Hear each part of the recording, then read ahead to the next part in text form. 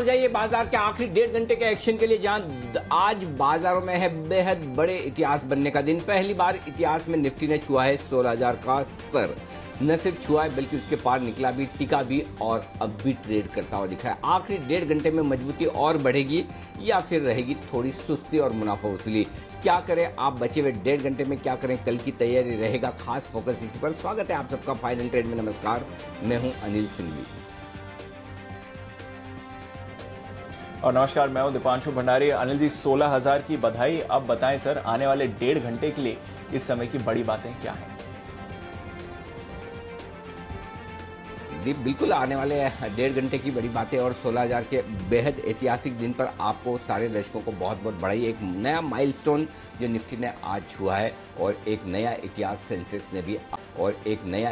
Sensex ने भी आज बनाया है। तो रिकॉर्ड पर पहुंचते दिख रहे हैं बाजार, रिकॉर्ड पर पहुंचते हुए दिख रहे हैं। मिड कैप और स्मॉल कैप इंडेक्स ने कल ही रिकॉर्ड बनाया था। अब तक की जो बड़ी बातें हैं वो आप कह सकते हैं कि बाजार की चौतरफा तेजी की लीडरशिप आती हुई दिख रही है।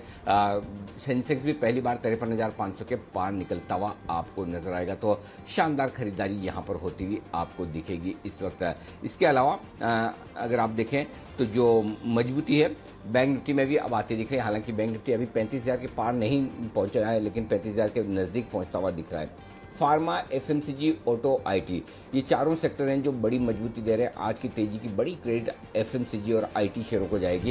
इंडेक्स को मजबूत करने का काम यहां से होता हुआ दिख रहा है। रियल एस्टेट भी मजबूत है। इंफ्रा और मेटल शेयरों में भी खरीदारी लौटती हुई दिख रही है। हालांकि आज ब्रॉडर मार्केट में खरीदारी और मजबूती थोड़ी कम है।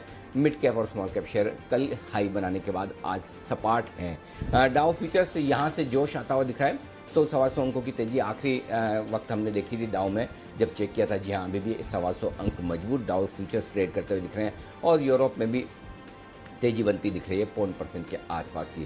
तो ये है दीप जबरदस्त एक्शन वाला दिन अब तक का। जी में थोड़ा नतीजों को भी जोड़ दिया जाए, क्योंकि अभी थोड़ी देर पहले गोदरेज प्रॉपर्टीज के नतीजे आए थे, अच्छे नतीजे आपको आते हुए दिखे थे। और अब डाबर के नतीजे भी आपकी स्क्रीन पर आने की तैयारी में है। इससे पहले कजारिया सिरेमिक्स के भी आप नतीजे आते हुए देखने पर डाबर मुनाफा 437 करोड़ का है। हमारा अनुमान था 400 करोड़ का, तो अनुमान से बेहतर मुनाफा आपको आते हुए दिखा है। ये एक अच्छी बात है। डाबर की तरफ से देखना पड़ेगा कंपनी की तरफ से किस तरह की वॉल्यूम ग्रोथ आती हुई दिख रही है, क्योंकि वो एक इंपॉर्टेंट फिगर होगा। 2610 करोड़ की यहां पर आय भी आती हुई दिख रही है, तो ये भी एक अच्छा आंकड़ा है। हमने अनुमान लगाया था 2390 करोड़ का, तो अगर आप हमारे अनुमान से देखें तो बहुत ही बढ़िया शानदार आय का फिगर आपको आते हुए दिख रहा है। 2610 करोड़ अनुमान से बेहद ज्यादा, और साल दर साल का कंपैरिजन करें तो 1980 करोड़ के मुकाबले में आप 2610 करोड़ की आय आते हुए देख रहे हैं। तो दमदार परफॉर्मेंस डाबर की तरफ से आपको आती हुई दिख रही है। इस समय मुनाफे पर भी बीट किया है, अनुमान से आसानी से 10% का बीट है, और आय में तो शानदार फिगर आपके लिए आते हुए दिख रहा है। तो अनिल जी, फर्स्ट कट पे डाबर के नतीजे भी अच्छे दिख रहे हैं। और अच्छी बात यह भी है सर कि तिमाही दर तिमाही भी अच्छी ग्रोथ दिखाई है कंपनी ने। आय में 2336 करोड़ के मुकाबले 2610 करोड़ की आय आती हुई दिखी है। और अगर आप मुनाफा देखें तो यहां पर 377 करोड़ के सामने 437 करोड़ का मुनाफा है। ये मैं तिमाही दर तिमाही कंपैरिजन दे रहा हूं। साल दर साल तो बहुत ही शानदार परफॉर्मेंस है। अब देखते हैं किस तरह की वॉल्यूम ग्रोथ आएगी। बट एक और पॉजिटिव फैक्टर सर, इस बाजार में डाबर के भी अच्छे नतीजे आते हुए दिख रहे हैं। बिल्कुल, तो दमदार नतीजों का दिन आज। बड़े समय बाद नंबर्स मजबूत आने का संकेत आता हुआ दिख रहा है। मुनाफे का आंकड़ा हर एक फ्रंट पर काफी जबरदस्त बीट दिखाता हुआ दिख रहा है डाबर का। तो ये है आपके लिए बड़े एक्शन वाला दिन बाजार का भी है दीप। और लाइफ टाइम हाई पर बाजार भी ट्रेड करते हुए दिख रहे हैं। आइए डाबर के चार्ट पर एक बार राय ले ली जाए। कुणाल जी, देखिए जरा डाबर के चार्ट, दीजिए अपनी राय।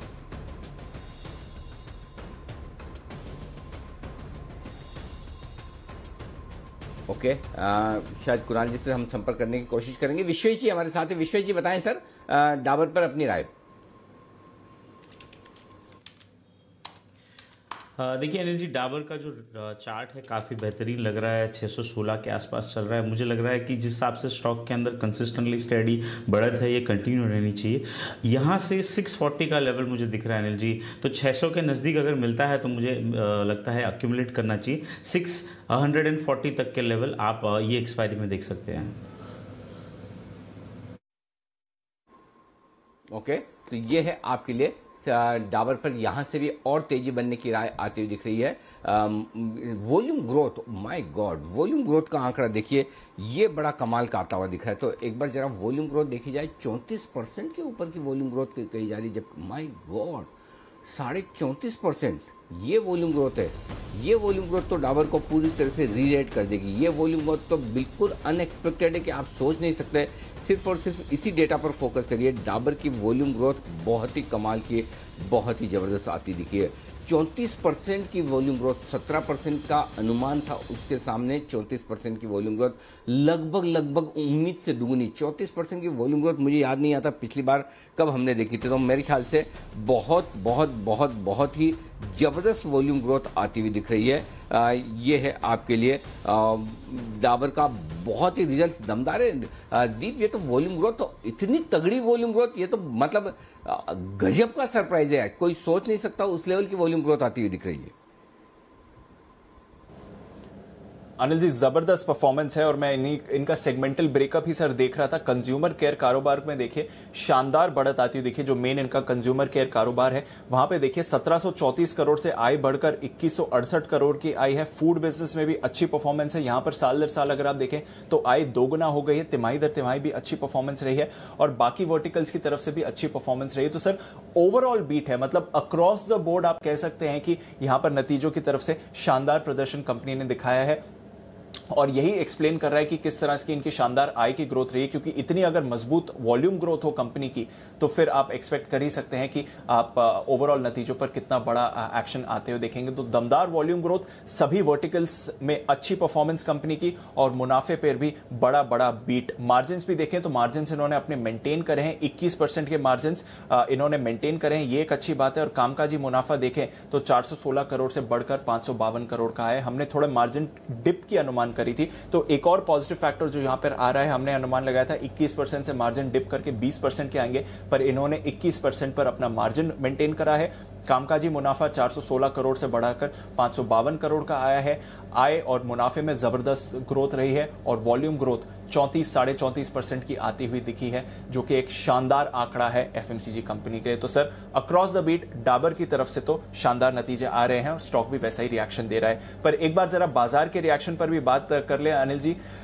5 अटेम्प्ट्स के बाद आज फाइनली 16,000 के स्तर को क्रॉस कर लिया है और जो 15,950 की रेजिस्टेंस मिल रही थी वहां से हम करीब 100 अंक ऊपर भी आ गए हैं। तो क्या फाइनली अब बाजार एक नई जोन में आने की तैयारी करते हुए दिख रहा है? कैसे समझे सर आज के एक्शन को? दीप, बिल्कुल मैं एक बार बाजार पर आपको विश्लेषण दूं उससे पहले मैं डाबर से हट नहीं पा रहा हूं। मतलब मुझे याद नहीं आ रहा है इस रिजल्ट सीजन में इससे बढ़िया रिजल्ट हमने कोई देखे हो एफएनओ स्पेस के किसी भी स्टॉक के। जबरदस्त मतलब आउट परफॉर्मेंस रेवेन्यू के लिहाज से देखें, ऑपरेटिंग प्रॉफिट के लिहाज से देखें, कामकाजी मुनाफा जबरदस्त आता हुआ दिखा है, हमारे अनुमान से बहुत ही बेहतर है। टॉप लाइन, बॉटम लाइन, मुनाफा अनुमान से बहुत बेहतर है। वॉल्यूम ग्रोथ इतनी तगड़ी है, मतलब ये तो बहुत ही कमाल वाला परफॉर्मेंस आया है डाबर का। मेरे ख्याल से अब तक के इतने रिजल्ट्स में जहाँ तक मेरा अंदाजा है, I think one of the best results है। इस रिजल्ट सीजन की सबसे बेहतरीन परफॉर्मेंस डाबर से आती हुई दिख रही, तो कमाल की परफॉर्मेंस डाबर की तरफ से है। अब मैं डाबर में खोया हुआ था। दूसरा सवाल क्या था आपका मार्केट में, एक बार फिर से पूछिए प्लीज। वही व्यू था सर कि अब फाइनली जो 16,000 का लेवल क्रॉस कर लिया और कन्विंसिंगली क्रॉस करा है। 15,950 की रेजिस्टेंस से 100 अंक ऊपर है। तो क्या बाजार एक नई रेंज या नई डायरेक्शन के इंतजार की तैयारी कर रहे हैं? बिल्कुल दीप, और मुझे लगता है कि जिस बड़े ब्रेकआउट का इंतजार निफ्टी को था वो तो हो चुका है। बैंक निफ्टी हालांकि अब भी फंसा हुआ है, अभी भी वो ताकत नहीं दिखा रहा है और ये हमारा लगातार कहना ही था कि तेजी आप निफ्टी में करिए, मंदी करनी है तो बैंक निफ्टी की तरफ देखिए और वहाँ थोड़ा सा वक्त भले अभी भी लगे। अभी भी आप देखिए इतने बड़े ऐतिहासिक स्तर को निफ्टी ने पार किया, उसके पार निकल कर हम टिके, लेकिन बैंक निफ्टी अभी भी स्ट्रगल कर रहा है 35,000 को पार करने में। तो इसमें कोई डाउट नहीं कि लंबे ब्रेकआउट, लंबे इंतजार के बाद ब्रेकआउट अब आता हुआ दिख रहा है। लगभग मेरे ख्याल से 8-9 हफ्तों तक हम इसी तरह से रेंज में फंसे रहे, 2 महीने से ज़्यादा का वक्त हमने यहाँ बिताया और अब तो 15,900 के ऊपर निकलकर बंद होना, 15,924 के ऊपर की आज क्लोजिंग मिलेगी। 16,000 वैसे 16,000 के लेवल की अहमियत सिर्फ एक नंबर के हिसाब से साइकोलॉजिकल है। मेरे लिए ज़्यादा इंपॉर्टेंट क्या है दीप? मेरे लिए ज़्यादा इंपॉर्टेंट ये कि निफ्टी अगर 15,925 के ऊपर बंद हो रहा है और 15,962 के ऊपर ट्रेड कर रहा है, जो कि अब तक के लाइफ टाइम हाई है इंट्राडे और क्लोजिंग बेसिस पर। इंट्राडे लाइफ टाइम है 15,962 का है 16 तारीख का, और जो क्लोजिंग बेसिस पर है वो 15,924 का है। तो उसके ऊपर बंद होना अपने आप में ब्रेकआउट है। और जो हम कह रहे थे कि एक बार 15,900 के पार निकल के टिकने के बाद अब 16,200 से 16,500 की रेंज में जाने की निफ्टी की कोशिश हो सकती है। तो अगले 500 पॉइंट के लिए एक जगह बनना शुरू होती दिख रही है और ये बड़ा ब्रेकआउट है, इसकी हमें तैयारी करनी चाहिए। आइए बढ़े आगे, उससे पहले दीप एक बार जल्दी से बिगुल, कुणाल जी और राकेश जी के लिए चार्ट कॉर्नर का।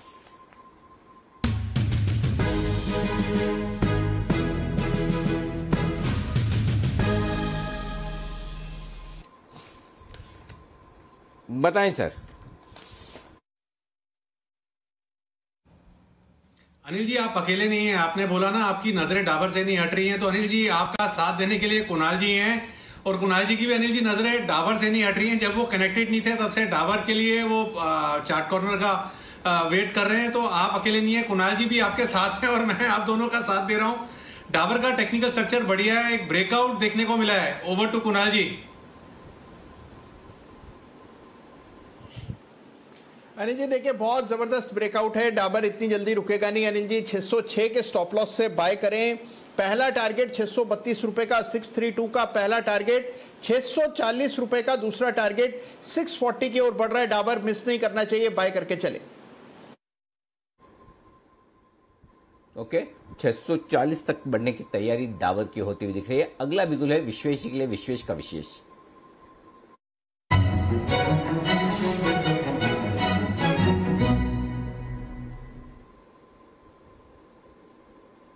बताएं सर।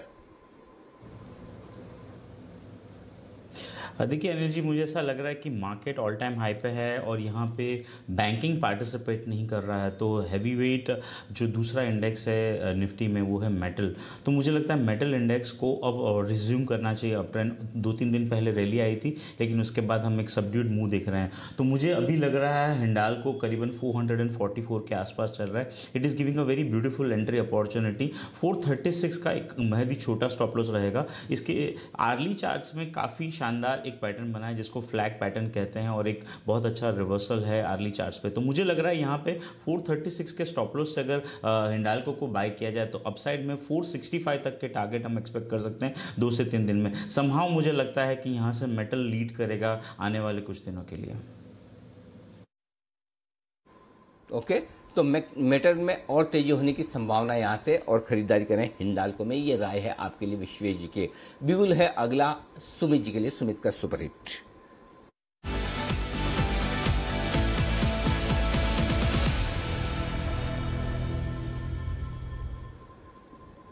बनाए सुमित जी। गुड आफ्टरनून अनिल जी। अनिल जी जिस स्टॉक को बाय करने के लिए रेडी रहना है उस स्टॉक का नाम है एवरेडी। 399 का अभी भाव चल रहा है। एवरेडी इंडस्ट्रीज के अंदर ब्रेकआउट देखने को मिल रहा है। मेरे को ऐसा लग रहा है कि ये स्टॉक यहां से बड़ा अपसाइड मूव दिखाने को तैयार है। ये स्टॉक वैसे भी तेजी के ट्रेंड के अंदर में है। पिछले 10 दिनों में स्टॉक ने तेजी दिखाई, फिर 2-3 दिन ये साइडवेज रहा और अभी वापस से ब्रेकआउट दिखा रहा है। स्टॉक के अंदर यहां से ऊपर में 418 रुपए का पहला टारगेट है, 430 रुपए का दूसरा टारगेट है। एवरेडी में यहाँ पे खरीदारी करके चलने का सलाह रहेगा। 381 का नीचे में स्टॉप लॉस लगाना है। जिन्होंने बाय करके रखा हुआ है वो ट्रेलिंग स्टॉप लॉस लगा के होल्ड करें। स्टॉक में ब्रेकआउट देखने को मिल रहा है 418 और 430, ये 2 लेवल्स एवरेडी में जल्दी ही 2 से 4 दिनों के अंदर देखने को मिलने चाहिए। तो खरीदारी करके चलने का सलाह रहेगा एवरेडी के अंदर।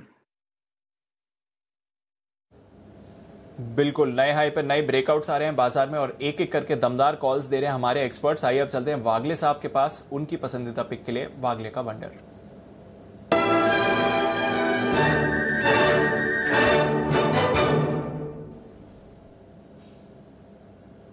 बताएं वागले साहब। Good afternoon. Afternoon Deepanshu, good afternoon Anil ji. मेरे रडार पर आया है अशोक लेलैंड, जिसमें एक 140 का एक स्ट्रॉन्ग ब्रेकआउट आया है। अभी 142 है, यहाँ पर ले ले। 3 रुपए का रिस्क होगा। 139 के नीचे जाता है तो काट ले। 139 के नीचे का स्टॉप लॉस होगा। ऊपर में 150 152 तक जाने के चांस अच्छे चांसेस है। मुझे लगता है आज के दिन में ही 150 तक जा सकता है। ओके, तो 150 तक जाने की तैयारी में अशोक लेलैंड लगातार 3-4 दिनों से जबरदस्त तेजी में है ये काउंटर। इस पर आप रखिए नजर, अब 150 का लेवल भी ये क्रॉस करेगा। आइए एक एक करके बेहतरीन कॉल्स आ रही हैं, पर इस बीच जानना जरूरी है कुछ स्टॉक्स जो ऑलरेडी खबरों के दम पर भी एक्शन में हैं और साथ ही आने वाले दिनों के लिए कुछ अहम इवेंट्स। मानसी और वरुण से जुड़ते हैं। मानसी, गुड आफ्टरनून, बताएं कौन से इवेंट्स पर है नजर? बिल्कुल दीपांशु, गुड आफ्टरनून। नतीजे एक एक कर कई सारे आ रहे हैं, लेकिन अभी टाटा कंज्यूमर, अदानी पोर्ट्स, भारती एयरटेल पर फोकस है और साथ ही अदानी एंटरप्राइजेस पर भी नजर रहेगी। सीएल एडुकेट शेयर विभाजन पर कंपनी एक बोर्ड बैठक आज करने जा रही है। कल नतीजों के लिहाज से एसबीआई, टाइटन के नंबर्स आते दिखेंगे, वहीं Bosch, Godrej consumer, HPCL, Apollo tyres वायदा बाजार नतीजे पेश करेंगे। मॉनेटरी पॉलिसी कमेटी की 3 दिवसीय बैठक कल 4 अगस्त से शुरू हो जाएगी। वहीं कैबिनेट की महत्वपूर्ण बैठक भी कल बुधवार के दिन होने जा रही है। टाटा मोटर्स नए प्रोडक्ट लॉन्च पर फोकस रहेगा और 4 IPOs of course Windlas biotech, Exxaro tiles, Devyani international और कृष्णा डायग्नोस्टिक ये कल से खुलने जा रहे हैं, तो इन तमाम आईपीओज पर भी नजर रहेगी।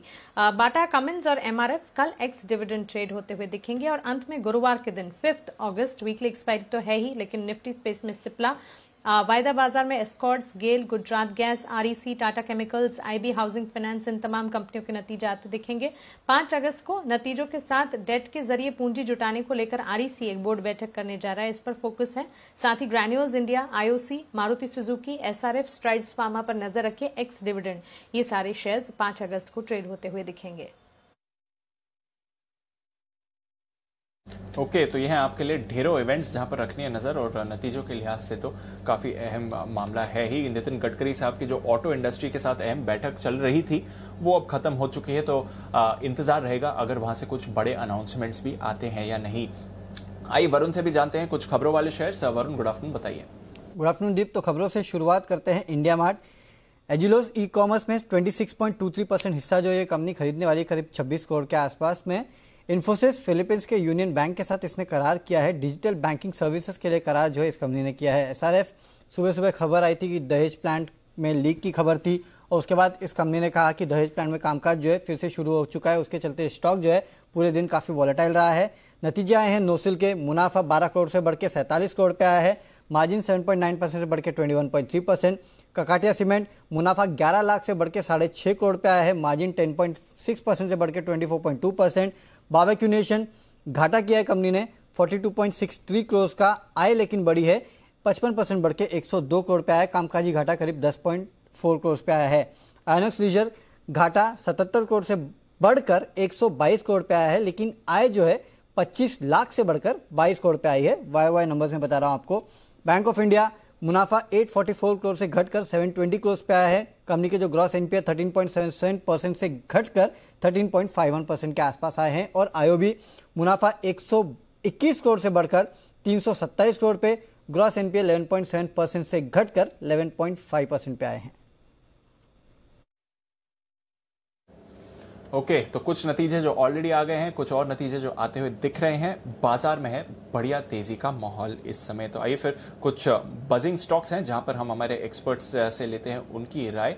मूवमेंट आप देख रहे हैं ऑटो काउंटर्स में, अभी अशोक लेलैंड पर वागले साहब की तरफ से बाय कॉल आती हुई दिखी है, पर साथ ही आप एक्शन बनते हुए देख रहे हैं। भारत फोर्ज पर भी सुबह से ही थोड़ी मूवमेंट दिखा रहा है, तो इस पर भी रखनी है नजर रखते हैं विश्वेश जी की एक कॉल पर। आइए चलते हैं उनके पास। बिल्कुल, विश्वेश का विशेष।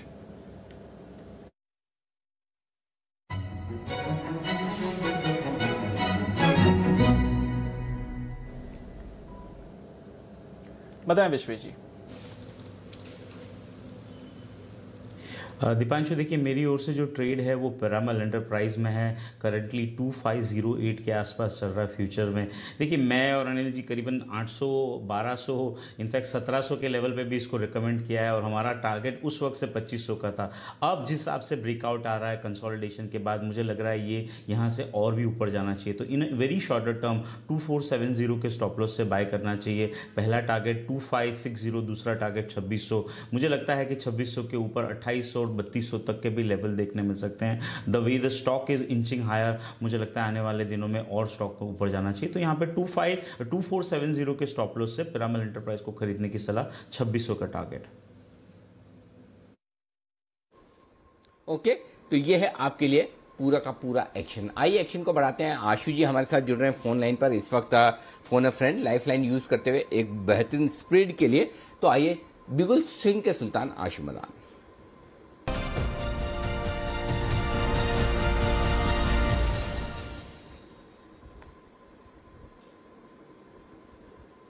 जी आशु जी बताएं सर, स्वागत है आपका। Thank you Anil ji, thank you for giving this opportunity on Rakesh ji और कुणाल जी ने संभाली हुई है, उसी को आगे कर रहा हूँ। भारती की अनिल जी 570 स्ट्राइक की कॉल लेनी है जी। भारती का जो रेट चल रहा है अभी 570 फ्यूचर चल रहा है, हमें 570 की इन द मनी कॉल लेनी है जिसका भाव 21 रुपए है। और अनिल जी इसके अगेंस्ट 600 रुपए की 2 बेचनी है। वैसे एक भी बेच सकते हैं लेकिन मुझे लगता है 2 भी बेचेंगे तो कोई प्रॉब्लम नहीं है। ये स्प्रेड बनेगा अनिल जी सिर्फ 3 रुपए में, सिर्फ 3 रुपए में, और ये सेफ है 630 रुपए तक। मेरा टारगेट है अनिल जी के इस मूव में भारतीय 600 रुपए हो जाएगा, तो उस 600 रुपए को मतलब एनकैश करने के लिए ये एक स्प्रेड है जिसकी कॉस्ट बहुत कम है। अगर कोई कॉस्ट बढ़ाना चाहता है तो 1:1 भी कर सकता है, लेकिन अनिल जी 1:2 में मुझे कोई दिक्कत नहीं लगती क्योंकि 600 रुपए पे पीक प्रॉफिट है और 600-605 का ही अपना टारगेट है, और ये सेफ है 603 रुपए तक, 630 रुपए तक। तो भारतीय का अनिल जी 1:2 स्प्रेड, अगर किसी को 1:1 करना है तो वो अपनी मतलब चॉइस से कर सकता है, बट सिर्फ 3 रुपए में स्प्रेड बनेगा अनिल जी। बहुत अच्छा स्प्रेड बन रहा है भारतीय का। ओके, तो ये है आपके लिए भारतीय में भी एक 3 रुपए में बेहतरीन स्प्रेड। 570 का एक कॉल ऑप्शन खरीदिए 21 रुपए में, 600 रुपए के 2 कॉल ऑप्शन बेचिए और इससे आ जाएंगे आपके 18 रुपए। तो 3 रुपए की कॉस्ट में आपके लिए भारतीय में, और 630 तक, 600 या 630 है आशु सर, कहां तक ये निवेश सुरक्षित है? 630 तक, 630 तक 630 बिल्कुल 620 620 परफेक्ट। तो ये है आपके लिए जी, परफेक्ट। तो ये है आशु सर की तरफ से एक बेहतरीन स्ट्रेटेजी आपके लिए आती हुई दिख रही है इस वक्त आशु सर की तरफ से। तो बहुत ही बढ़िया एक्शन इस वक्त होता हुआ दिख रहा है। आइए बढ़ते हैं आगे। सुमित जी तैयार है? सुमित जी आज फुल फॉर्म में है। सुमित के सुपरहिट।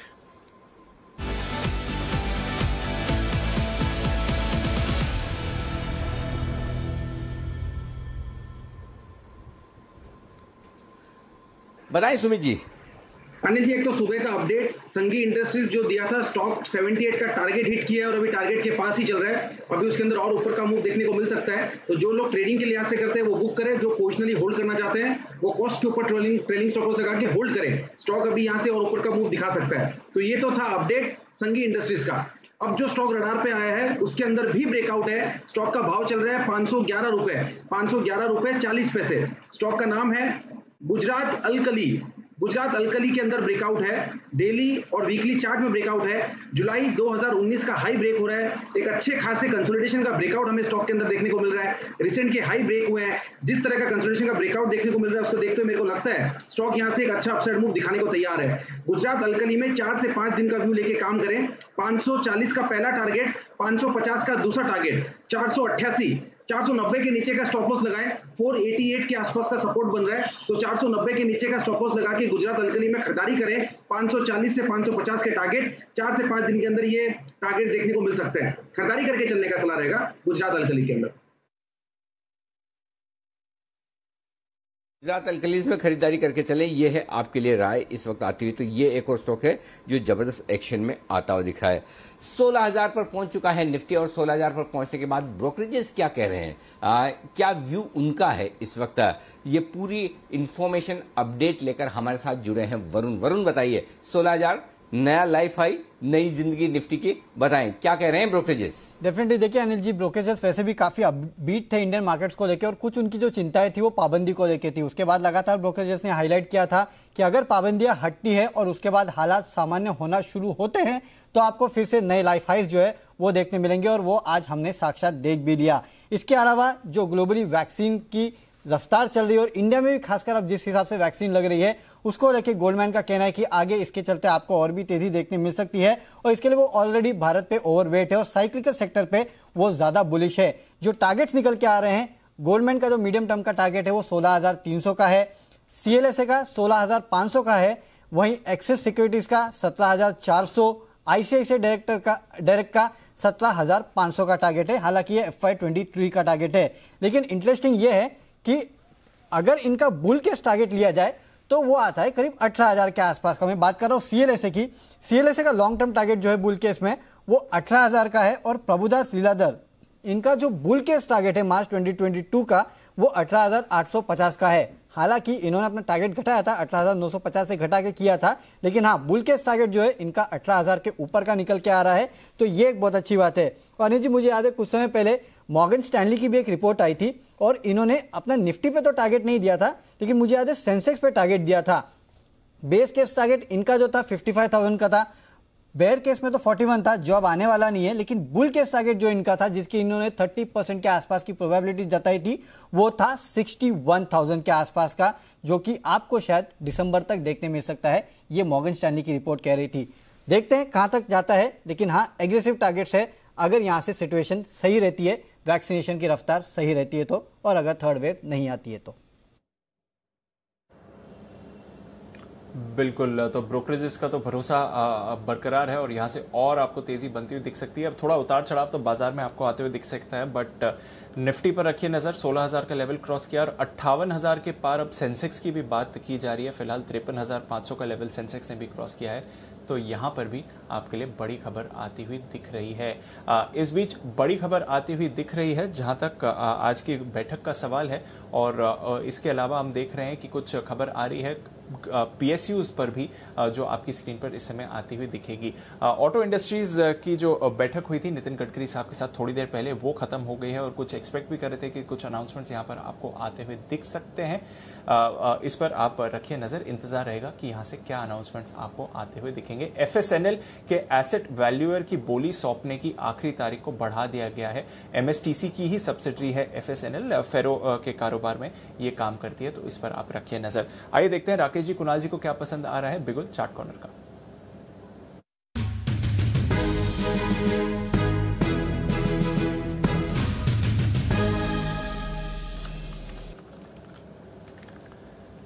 बताएं सर।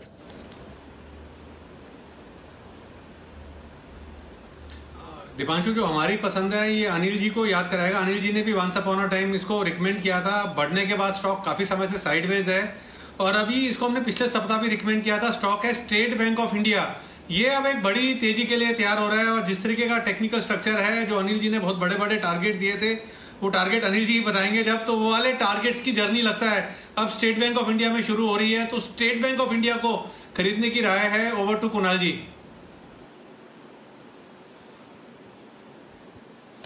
देखिए दीपांशु, बाजार ने नया हाई बना लिया है, निफ्टी ने बनाया है, लेकिन बैंक निफ्टी जो कि अनिल जी की पसंदीदा है, अभी तक बैंक निफ्टी में नया हाई नहीं बना है। और बैंक निफ्टी का अगर नया हाई बनना है तो उसकी अगुवाई करेगा स्टेट बैंक। बड़ा जबरदस्त ब्रेकआउट है, बाय करके चलने की हमारी राय है। 440 रुपए पर 440 पर एक स्टॉप लॉस रखें। पहला टारगेट 465 रुपए का, दूसरा टारगेट 475 रुपए का, 475 के बड़े एम्बिशियस टारगेट के लिए स्टेट बैंक में खरीदारी की राय।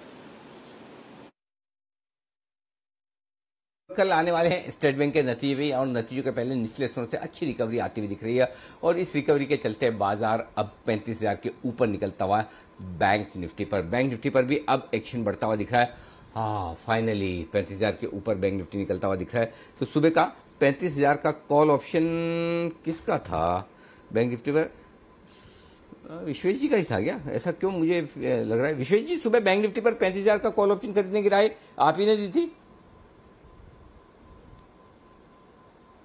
नहीं, हिमांशु गुप्ता जी का था, सॉरी, हिमांशु जी का था 35,000 का कॉल ऑप्शन खरीदारी करने की राय। तो वहां से एक्शन भरपूर बनता हुआ दिखा है कल के सेशन में। तो ये है पूरा का पूरा एक्शन आपके लिए बैंक निफ्टी पर आता हुआ। ओके, इस बीच अदानी पोर्ट्स के रिजल्ट्स आते हुए दिख रहे हैं। 1310 करोड़ का मुनाफा है, गजब, क्या बात है, इतने तोड़फोड़ रिजल्ट्स आ रहे हैं आज। तो 1310 करोड़ का मुनाफे का आंकड़ा अदानी पोर्ट का आपकी स्क्रीन पर आता हुआ दिख रहा है। आय 4,560 करोड़ की आती हुई दिख रही। तो ये बड़ा रिजल्ट आपकी स्क्रीन पर आता हुआ दिख रहा है। तो पहली नज़र में अदानी पोर्ट के जो नतीजे हैं वो उम्मीद से बेहतर दिखेंगे आपको। पहली नज़र में जो रिजल्ट्स हैं वो मजबूत नज़र आ रहे हैं, कम से कम ये कह सकते हैं। तो अदानी पोर्ट रिजल्ट्स पर, और आमतौर पर रिजल्ट्स के बाद में हमेशा वागले साहब से माफ़ कीजिएगा व्यू लेता हूँ मैं कुणाल जी से, लेकिन अदानी पोर्ट वाला मामला तो वागले साहब इस बार ये प्रिविलेज आपके लिए। अदानी पोर्ट्स देखिए चार्ट 711 पर। अनिल जी, मेरे हिसाब से बाय करके चलना चाहिए। 700 के ऊपर ये निकला है जो फोर्स से, मुझे लगता है होल्ड करेगा। मेरा पहला टारगेट लगभग 740, 740, 745 का बीच में का होगा। आपका स्टॉप लॉस 695 का होना चाहिए। ओके, तो ये है आपके लिए अदानी पोर्ट के दमदार नतीजे आते हुए दिख रहे हैं। आय भी बढ़ी है, मुनाफा भी बढ़ा है। हमारे साथ चोपड़ा साहब भी हैं, विजय चोपड़ा साहब। एक बार राय विजय चोपड़ा साहब से भी ली जाए, उसके बाद सेठी साहब को भी कार्यक्रम में शामिल करेंगे। चोपड़ा साहब, 1050 करोड़ के मुनाफे के सामने 1310 करोड़ का मुनाफे का आंकड़ा है, जो कि उम्मीद से काफी बेहतर है। उम्मीद से काफी बेहतर, पोल से भी काफी बेहतर आता हुआ दिखा है। आय का आंकड़ा भी मजबूत है। अदानी पोर्ट क्या करना चाहिए 710 रुपए के आसपास? अनिल जी नमस्कार। पहली चीज तो ये है कि जब एक्सपोर्ट्स का आंकड़ा रिकॉर्ड आया है तो जाहिर बात है जो भी पोर्ट्स हैं और पोर्ट से रिलेटेड कंपनीज हैं उन्होंने भी अच्छा मुनाफा कमाया है। और लॉजिस्टिक्स स्पेस में खास करके अगर हम देखें तो पूरी की पूरी जो शिपिंग कंपनीज हैं या कंटेनर कंपनीज हैं या पोर्ट से रिलेटेड कंपनीज हैं, उन सब में बहुत अच्छा रिजल्ट्स देखने को मिला है। और ग्लोबल ट्रेड भी बढ़ा है और एक्सपोर्ट्स भी बढ़े हैं। और एक चीज ध्यान देने वाली ये है कि लगभग 901 के हाई से ये करीब 638 का लो बनाया था, जो कि एक अच्छा खासा करेक्शन है, बहुत बढ़िया रिट्रेसमेंट है। और जो कि एक अच्छा खासा करेक्शन है, बहुत बढ़िया रिट्रेसमेंट है। और मुझे लगता है कि जिस तरीके से जो चार्ट्स पे भी दिखाई दे रहा है और फंडामेंटली भी जिस तरह का रिजल्ट पोस्ट किया है, तो यहाँ से जब चाल शुरू होती है तो संभवतः ये आपको 850 तक जाता दिखेगा। इसका एक रीजन और भी मैं बोलना चाहूंगा, क्योंकि इसने एक गैप छोड़ा है नीचे की तरफ जब आया था, तो गैप छोड़ा है। तो इन जनरल ऐसा देखने को मिलता है कि जब भी गैप छोड़ता है कोई चार्ट पे कोई स्टॉक, तो उसको भरने जरूर आता है। तो यहाँ से अच्छी 100-125 रुपए की तेजी देखने को मिल सकती है। रिजल्ट्स बहुत अच्छे हैं और एक्सपोर्ट्स खास करके मैं काफी बुलिश हूँ, जो एक्सपोर्ट्स बहुत अच्छे पोस्ट किए हैं भारत में। तो अदानी के पास काफी अच्छे स्ट्रेटेजिक पोर्ट्स हैं अक्रॉस द कंट्री। तो इस समय अच्छा लगता है, इसमें बाइंग की जा सकती है और यहाँ से लगभग 100 रुपए की चाल में देखने को मिल सकती है। तो मैं रिकमेंड करूंगा इसमें बाइंग। ओके, यहां से भी 100 रुपए की और तेजी बन सकती है अदानी पोर्ट में खरीदारी करने की राय चोपड़ा साहब की तरफ से। आइए बढ़ते हैं आगे और वक्त है सेठी साहब से मुलाकात करने का। सदाबहार सेठी साहब की short term pics.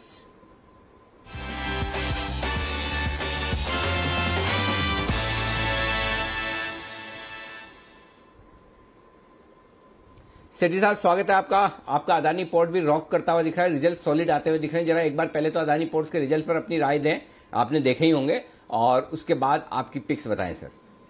Good afternoon Anil जी, गुड आफ्टरनून दीपांशु। पहले तो अनिल जी आपको, दीपांशु को, पैनल में बैठे सभी एक्सपर्ट्स और टी बिजनेस के लाखों करोड़ों व्यूअर्स को आज निफ्टी के 16,000 के जो साइकोलॉजिकल बैरियर को पार करने के लिए बहुत बहुत बधाई। और आशा करता हूं कि ऐसे कीर्तिमान अब आने वाले दिनों और आने वाले महीनों में लगातार बनते रहेंगे। बाकी अनिल जी, जहां तक अदानी पोर्ट्स का सवाल है, बेहद दमदार नतीजे आए हैं और स्टॉक में एक अच्छा मोमेंटम भी देखा जा रहा है। और जिस तरह से स्टॉक की पहले पिटाई हो चुकी है, मुझे लगता है यहाँ से बहुत ही अच्छे अपसाइड आने वाले दिनों में देखे जा सकते हैं। तो सॉलिड सेट ऑफ नंबर्स और बाजार उसको थम्सअप भी दे रहे हैं। और जहां तक अनिल जी मेरी आज की पिक्स का सवाल है, 2 पिक्स है, दोनों कैश मार्केट के स्टॉक है, खरीदारी करनी है। जो पहला स्टॉक है अनिल जी, एक बहुत ही सॉलिड फंडामेंटल वाली कंपनी है। स्टॉक का नाम है ग्रीनफ्लाई इंडस्ट्रीज, जो कि अभी 260 के लेवल पे ट्रेड करते हैं। ये कंपनी भारत के एक लीडिंग प्लाईवुड, ब्लॉकबोर्ड, वीनियर्स, डोर्स बनाने वाली कंपनी है। सॉलिड फंडामेंटल्स है। मार्च क्वार्टर में बहुत ही दमदार नतीजे थे। पैट आया था 28 करोड़ का, जो कि पिछले साल मार्च क्वार्टर में सिर्फ 22 करोड़ का नुकसान था, उसके सामने 28 करोड़ का पैट था। कंपनी के प्रोमोटर्स की कंपनी में अराउंड 52.2% हिस्सेदारी है। बाकी FIIs, DIIs भी इस कंपनी में 33.3% स्टेक ओन करते हैं और DIIs ने जून क्वार्टर में 28% से अपनी स्टेक बढ़ा के 31.5% स्टेक कर ली है। एक सॉलिड कंपनी है और ये कंपनी ऐसे सुनने में है पहली कंपनी है भारत की जिसने जीरो एमिशन प्लाईवुड भी लॉन्च करा है। बोमन ईरानी इसके ब्रांड एम्बेसडर है। स्टॉक अच्छा करना चाहिए शॉर्ट टर्म में भी। इसके कल नतीजे आने वाले हैं। जिस तरह से रियल एस्टेट का सेक्टर हमने देखा है, रियल एस्टेट स्टॉक्स में तेजी, रियल एस्टेट के जो भी नंबर्स आए हैं वो सब दमदार है। मुझे लगता है ये जो कंपनियां हैं होम बिल्डिंग वाली, सब रियल एस्टेट पे डिपेंडेंट है। इनके भी नतीजे बहुत ही शानदार होने चाहिए। और इस बार तो रिजल्ट सीजन में बहुत ही कमाल हुआ अनिल जी। कई स्टॉक्स मैंने अच्छे रिजल्ट के एंटिसिपेशन में हाल ही में रिकमेंड करे, जैसे Dalmia sugar, Orient cement, Varun beverages, BEPL सब में बहुत अच्छे रनअप आया है रिजल्ट के बाद। तो मुझे लगता है ये स्टॉक भी कमाल करना चाहिए। शॉर्ट टर्म का इसमें मेरा टारगेट है 225 रुपए का, स्टॉप लॉस रखना है 200 रुपए का। ओके, 200 रुपए के स्टॉप लॉस के साथ खरीदें। 225 के टारगेट के लिए ग्रीन प्लाई इंडस्ट्रीज है ये स्टॉक जो पसंद है सेठी साहब को। सेठी साहब, आज के लिए दूसरी पिक आपकी? अरे जी, जो दूसरा स्टॉक है वो भी एक दमदार कंपनी है। स्टॉक का नाम है गोदरेज इंडस्ट्रीज, जो कि अभी 567 के लेवल पे ट्रेड करता है स्टॉक। ये कंपनी देखिए खुद का कारोबार है ओलियो केमिकल्स और सर्फेक्टेंट्स का, जो कि एक बहुत ही सॉलिड अच्छा बिजनेस है। बट इसमें जो मेन ट्रिगर है वो इसकी वैल्यू है। जैसे मैंने पहले भी RPSG वेंचर को कई बार रिकमेंड किया एक होल्डिंग कंपनी के तौर पे, जिसकी अंडरलाइन कंपनी FSL बहुत अच्छा कर रही है, और उसके कारण हमने देखा किस तरह से वो स्टॉक पिछले एक साल में 3 गुना हो गया, 250 से 750।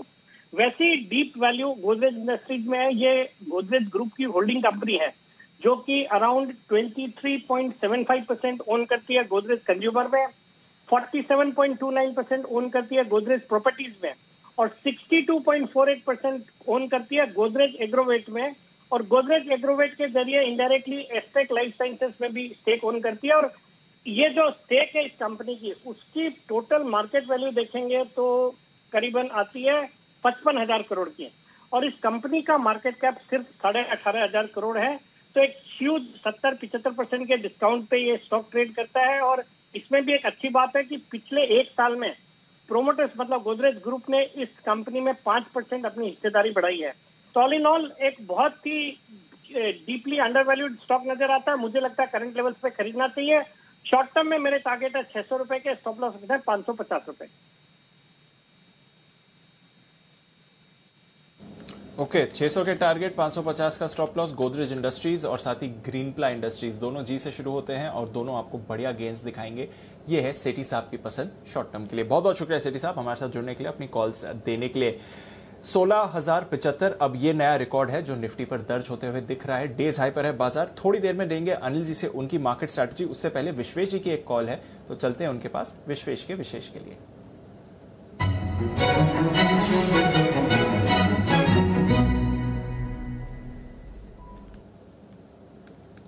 बताएं विश्वेश जी। देखिए दीपांशु, मार्केट के अंदर में तो मोमेंटम दिखाई जा रहा है, बट मुझे लग रहा है बैंक निफ्टी का जो लैग है वो भी खत्म होना चाहिए। Reason being is that bank Nifty के 35,000 के कॉल में 22 लाख शेयर का ओपन इंटरेस्ट है, और आज के दिन में total number of calls unwounded over about 55,000 share versus that 81 lakh shares has been added to a put side. तो मुझे लग रहा है बैंक निफ्टी यहाँ से 35,500 35,800 की ओर जाना चाहिए। तो करना ये है 35,200 का कॉल ऑप्शन जो है अभी अबाउट 120 रुपीज़, मुझे वो खरीदना चाहिए। मुझे लगता है 70 रुपीज़ के आसपास का स्टॉप लॉस रखे, और जिस हिसाब से प्राइस मोमेंटम है 260-300 तक के टारगेट हम एक्सपेक्ट कर सकते हैं 35,200 के बैंक निफ्टी के कॉल ऑप्शन में। ओके, तो बैंक निफ्टी पर अब खरीदारी की राय आ रही है। निफ्टी के साथ बैंक निफ्टी भी डेज हाई पर ट्रेड करता हुआ 35,000 के ऊपर का स्तर होल्ड कर रहा है इस समय। एक बिगुल अब वागले साहब के लिए, वागले का वंडर।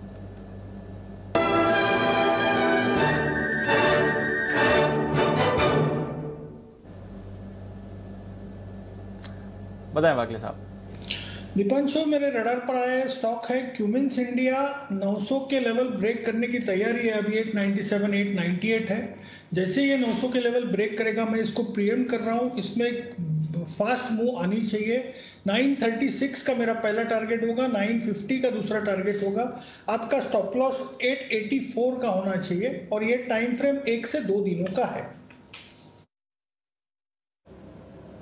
ओके, तो कमिंस पर करनी है खरीदारी। लंबे समय बाद ये स्टॉक भी बाजार की फोकस रेंज में आते हुए दिख रहा है, तो चलिए इस पर भी रखनी है नजर।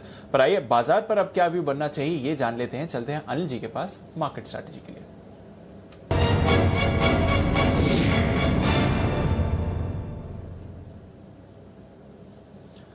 अनिल जी, एक्शन भरपूर है, ग्लोबल मार्केट से भी पूरा सहारा है। सुबह से डाउ फ्यूचर्स पॉजिटिव मोमेंटम में है, 150 पॉइंट ऊपर इस समय दिखेंगे। नैस्डैक फ्यूचर्स में हल्की बढ़त है। यूरोप के बाजारों में आधे से 0.5% की तेजी आपको आती हुई दिख रही है।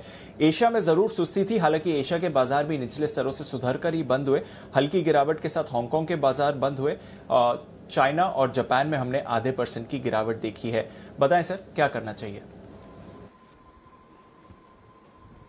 तेजी करना चाहिए दीप, और तेजी सिर्फ इसलिए नहीं करनी चाहिए कि निफ्टी 16,000 के पार निकल गया है या नया लाइफ टाइम हाई बनाता हुआ दिख रहा है या फिर एक बड़े लंबे समय बाद बड़ा ब्रेकआउट हुआ। ये सारे कारण तो सुबह से हम बात कर चुके हैं, कई बार कर चुके हैं। लेकिन अब जो तेजी करने की वजह मैं बता रहा हूँ वो एकमात्र वजह दीप, सिर्फ और सिर्फ एकमात्र वजह वो है डेटा। अगर आप डेटा देखेंगे तो आपका कॉन्फिडेंस लेवल, मतलब वो सीना है ना आपका 56 इंच का हो जाएगा। 16,000 को पार करके जब निफ्टी टिका है, आप अंदाजा भी लगा सकते हैं 16,000 के ऊपर निकलने के बाद निफ्टी में कितने कॉल राइटर्स फंसे हुए हैं। 1,75,00,000 कॉल्स राइट हो चुके हैं 16,000 और इसके नीचे। मसलन 16,000 पर 57 लाख शेयर हैं, 15,900 पर आपके लिए 42 लाख शेयर हैं, 15,800 पर 41 लाख शेयर हैं। तो दबाकर कॉल राइटिंग होकर रखी है, और ये जो कॉल राइटिंग हुई है यही बाजार को नीचे आने नहीं दिखे। अब हम 16,050 भी पार कर चुके हैं। अगर 16,050 भी आगे में जोड़ लूँ दीप, तो करीबन 2,15,00,000 शेयर इस वक्त कॉल राइटर्स ऐसे जो रिस्क पर है, जो कॉल बेचकर बैठे हैं, मंदी की पोजीशन बनाकर बैठे हैं, और ये मंदी की पोजीशन उनकी कटने की तैयारी में। तो कम से कम आज बाकी कोई काटे ना काटे, 15,900 तक के कॉल राइटर्स तो सब काटेंगे ही काटेंगे। अब 16,100 के पार निकलने के बाद 16,000 के कॉल राइटर्स भी काटेंगे। तो अगर 2 करोड़ इस वक्त 2 करोड़ से ज़्यादा कॉल राइटर्स शॉर्ट है तो बाजार नीचे आएगा कैसे? अब आने वाले समय के लिए 15,875 से 15,950 ये 75 पॉइंट की रेंज बहुत मजबूत सपोर्ट हो जाएगी। पहले तो 16,000 ही टूटना मुश्किल रहेगा, लेकिन अगर 16,000 के नीचे आता है तो 15,875 15,950 की रेंज में आपको भरपूर खरीदारी आती हुई दिखेगी। इसलिए अब यहाँ से आपकी रिस्क कितनी है? सिर्फ 125 पॉइंट की। अगर आपके लिए 125 पॉइंट की रिस्क हो तो फिर आपको पता है कि तेजी किस तरह से करनी चाहिए। तो मुझे लगता है यहाँ से भी और मजबूती बन सकती है। मैं सोच रहा था कि धीमे धीमे आराम से निफ्टी 16,200 से 16,500 की रेंज में जाएगा, लेकिन ये डेटा मेरी इस धारणा को शायद गलत कर दे और निफ्टी और ऊपर बढ़ने में ज़्यादा वक्त न लगाए। और इसकी एकमात्र वजह यही कि बाजार ओवरसोल्ड हैं इस वक्त, शॉर्ट्स ज़रूरत से ज़्यादा है। तो ये शॉर्ट कवरिंग निफ्टी को ज़्यादा नीचे आने नहीं देगी। ये मेरा कंफर्ट और कॉन्फिडेंस दिख रहा है। हल्की फुल्की रुकावट आज के लिए 16,100 के आसपास है। 16,000 अब आज ही सपोर्ट के तौर पर काम करेगा।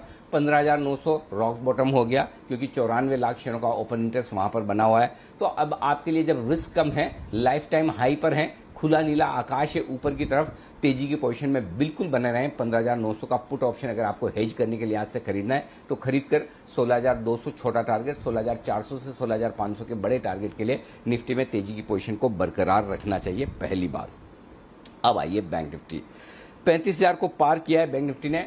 पिछले 4-5 दिनों से लगातार 35,000 के आसपास आकर अटक रहा था। अगर आज 35,000 के ऊपर बंद होता है, जो कि होगा, और डे हाई पर बैंक निफ्टी पहुंचता हुआ दिख रहा है, तो इसका मतलब क्लियर कट है कि बैंक निफ्टी में एक बड़ा ब्रेकआउट आता हुआ दिख रहा है और बैंक निफ्टी अब आपके लिए 35,500 की तरफ पहले बढ़ते हुए नजर आ रहा है। तो आज के लिए भी बैंक निफ्टी में 35,300 35,375 तक का रास्ता खुलता हुआ दिख रहा है। बैंक निफ्टी अब एक चीज डीप हो सकती है, अगर आज बैंक निफ्टी 35,200 के ऊपर बंद हो जाता है तो बैंक निफ्टी में ब्रेकआउट जो होगा वो ज्यादा बड़ा होगा आगे आने वाले समय के हिसाब से। वैसे तो लेवल्स के हिसाब से निफ्टी ने लाइफ टाइम हाई के ऊपर पार करके ब्रेकआउट दिया, तो नेचुरली उसकी तो कोई कंपैरिजन ही नहीं है।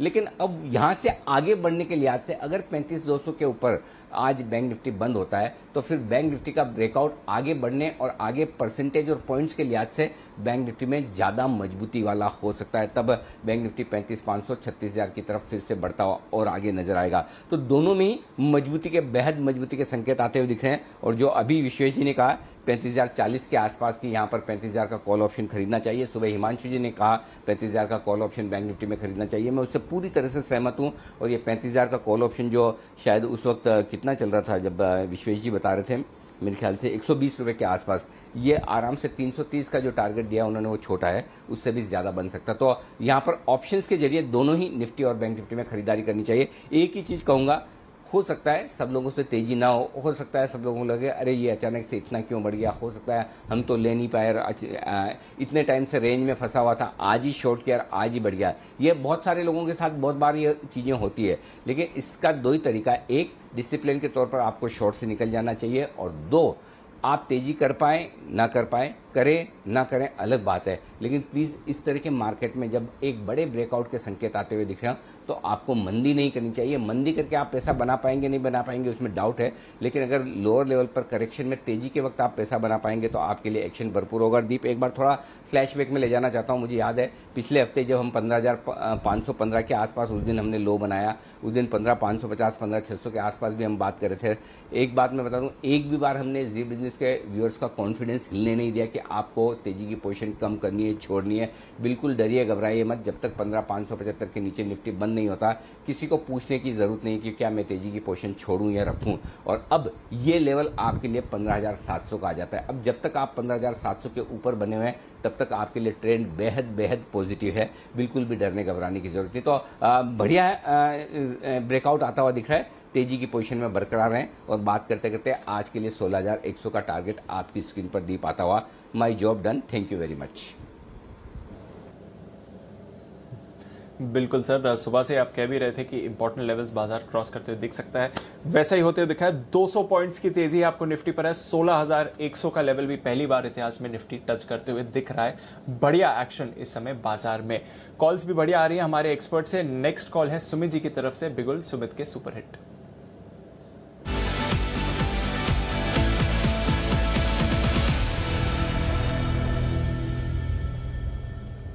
बताएं सुमित जी। अब बारी बैंकिंग स्टॉक्स की और बैंक निफ्टी की है, क्योंकि ये अभी तक चले नहीं है और ये यहाँ से अच्छा खासा अपसाइड मूव दिखाने चाहिए। तो जो मेरे रडार पे बैंकिंग स्टॉक अभी आया है वो है कोटक बैंक। 1680-82 का अभी भाव है। स्टॉक ने जस्ट अभी मूव देना शुरुआत किया है और ये स्टॉक ने परफॉर्म ही नहीं किया है। ये स्टॉक अब यहाँ से परफॉर्म करना चाहिए।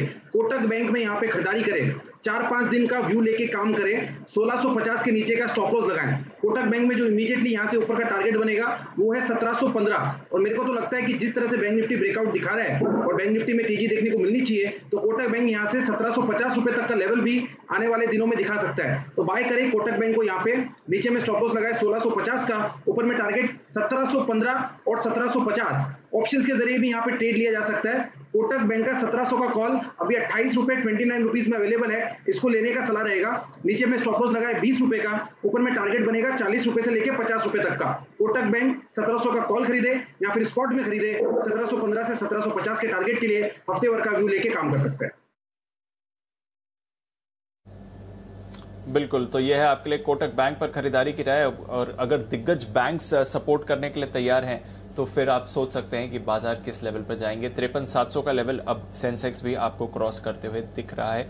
एक बार जरा बैंक निफ्टी को पुल अप करिए, क्योंकि 500 पॉइंट्स की तेजी के साथ डेज हाई पर बैंक निफ्टी भी है इस समय, और सभी बैंकिंग कंपोनेंट्स पर आप पिछले कुछ मिनटों में खरीदारी आते हुए दिख रहे हैं। कोटक बैंक, जैसा सुमित जी ने कहा, वहां पर तो आपको खरीदारी आ ही रही है।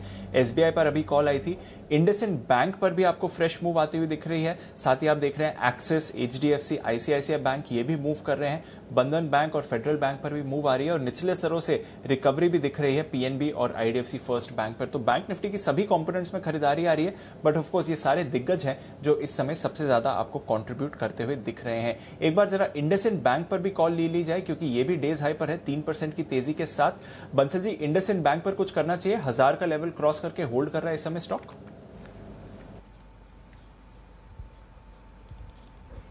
बिल्कुल दीपांशु, अगर इसको देखें तो इसके तो नतीजे भी अच्छे आए थे। तो बैंक निफ्टी और बाकी बैंकिंग स्टॉक्स के साथ गिरा था। क्लियर एक राउंडिंग बॉटम पैटर्न फॉर्मेशन है, एक ब्रेकआउट 1004 के ऊपर देखने को मिल रहा है। बिल्कुल खरीदारी की राय है। 1004 के नीचे का एक स्टॉप लॉस लगाना चाहिए। और शॉर्ट टर्म में यहाँ देखें दीपांशु तो 1050 1055 एक नेक्स्ट हर्डल है, वहां तक जाने का दमखम रखता है। और दूसरी तरफ निफ्टी बैंक के अंदर भी एक ब्रेकआउट देखने को मिल रहा है। तो this is the time to be in banking space. और इंडसइंड बैंक भी अच्छा लग रहा है। बिल्कुल, तो सही समय है बैंकिंग स्टॉक्स में होने का। और इंडसइंड बैंक भी अच्छा लग रहा है। बाकी प्राइवेट बैंक्स पे भी मूव आ रही है। पीएसयूज में बात करें तो कल नतीजे आने वाले हैं, उससे पहले एसबीआई में भी अच्छा एक्शन है। चोपड़ा साहब, कोई बैंकिंग स्टॉक जो आप खरीदना चाहेंगे सर इस समय, या फिर नतीजों का भी इंतजार है तो कोई स्टॉक जिस पर आपकी नजर बनी हुई है? देखिए, लॉन्ग टर्म पर्सपेक्टिव से यदि आप मुझसे पूछें तो मुझे दो स्टॉक्स निहायत ही पसंद है पब्लिक सेक्टर स्पेस पे। वन इज एसबीआई, दूसरा है कैनरा बैंक। और जिस तरीके के रिजल्ट्स कैनरा बैंक ने दिए हैं, मुझे लगता है कि बहुत ही अच्छा फॉर्मिंग अप हो रहा है सरकारी बैंकों में। और आने वाले दिनों में मुझे लगता है कि अगर कोई साल से 2 साल तक इसमें बना रहे तो संभवतः 50 से 80% तक का रिटर्न मैं एक्सपेक्ट कर रहा हूँ कैनरा बैंक में। तो कैनरा बैंक बहुत अच्छा लगता है और एसबीआई भी जो कि आज लीड कर रहा है, एसबीआई भी यहाँ से आपको 10 से 15% की तेजी दिखा सकता है। बट कैनरा बैंक चार्ट्स पे भी और भाव से भी मुझे कहीं बेहतर लगता है एसबीआई से भी, तो लंबी अवधि के लिए लिया जा सकता है।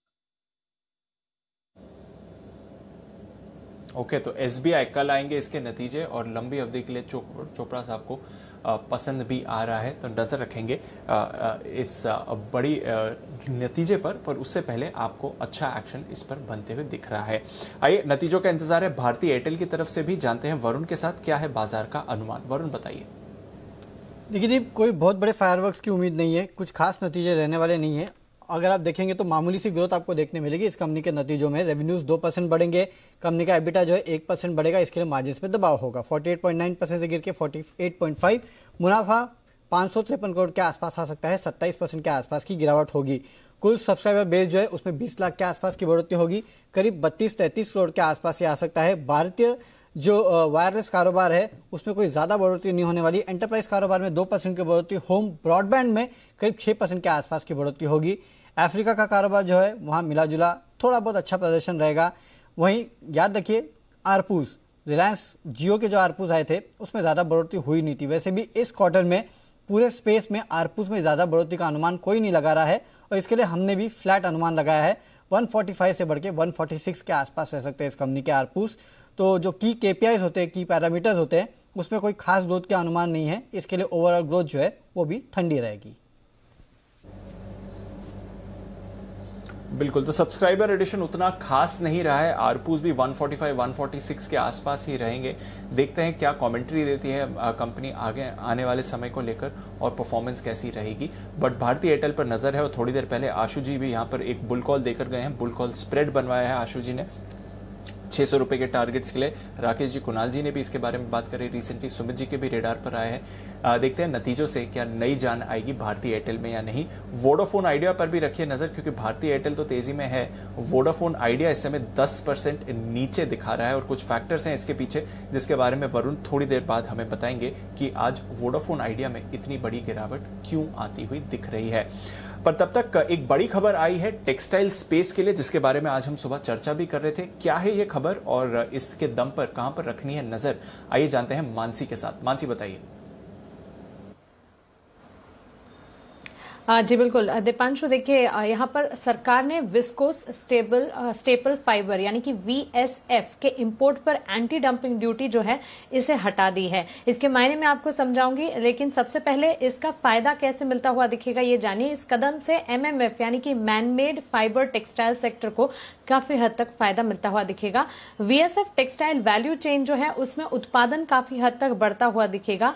आपको बता दें वुड पल्प और कॉटन पल्प से ये पाया जाने वाला एक फाइबर है और जो कि कई टेक्सटाइल कंपनियों के लिए रॉ मटेरियल के तौर पर यूज किया जाता है। और रॉ मटेरियल के तौर पर जब ये यूज किया जाता है इसकी डिमांड इंडिया में काफी ज्यादा है और इसी की वजह से इसकी जरूरत भी काफी बढ़ती हुई दिख रही है। जब इस पर एंटी डंपिंग ड्यूटी कम होती हुई दिखेगी तो घरेलू जो कंपनियां हैं जो VSF उत्पादन करती हैं उनके लिए कॉम्पिटिशन भी बढ़ेगी।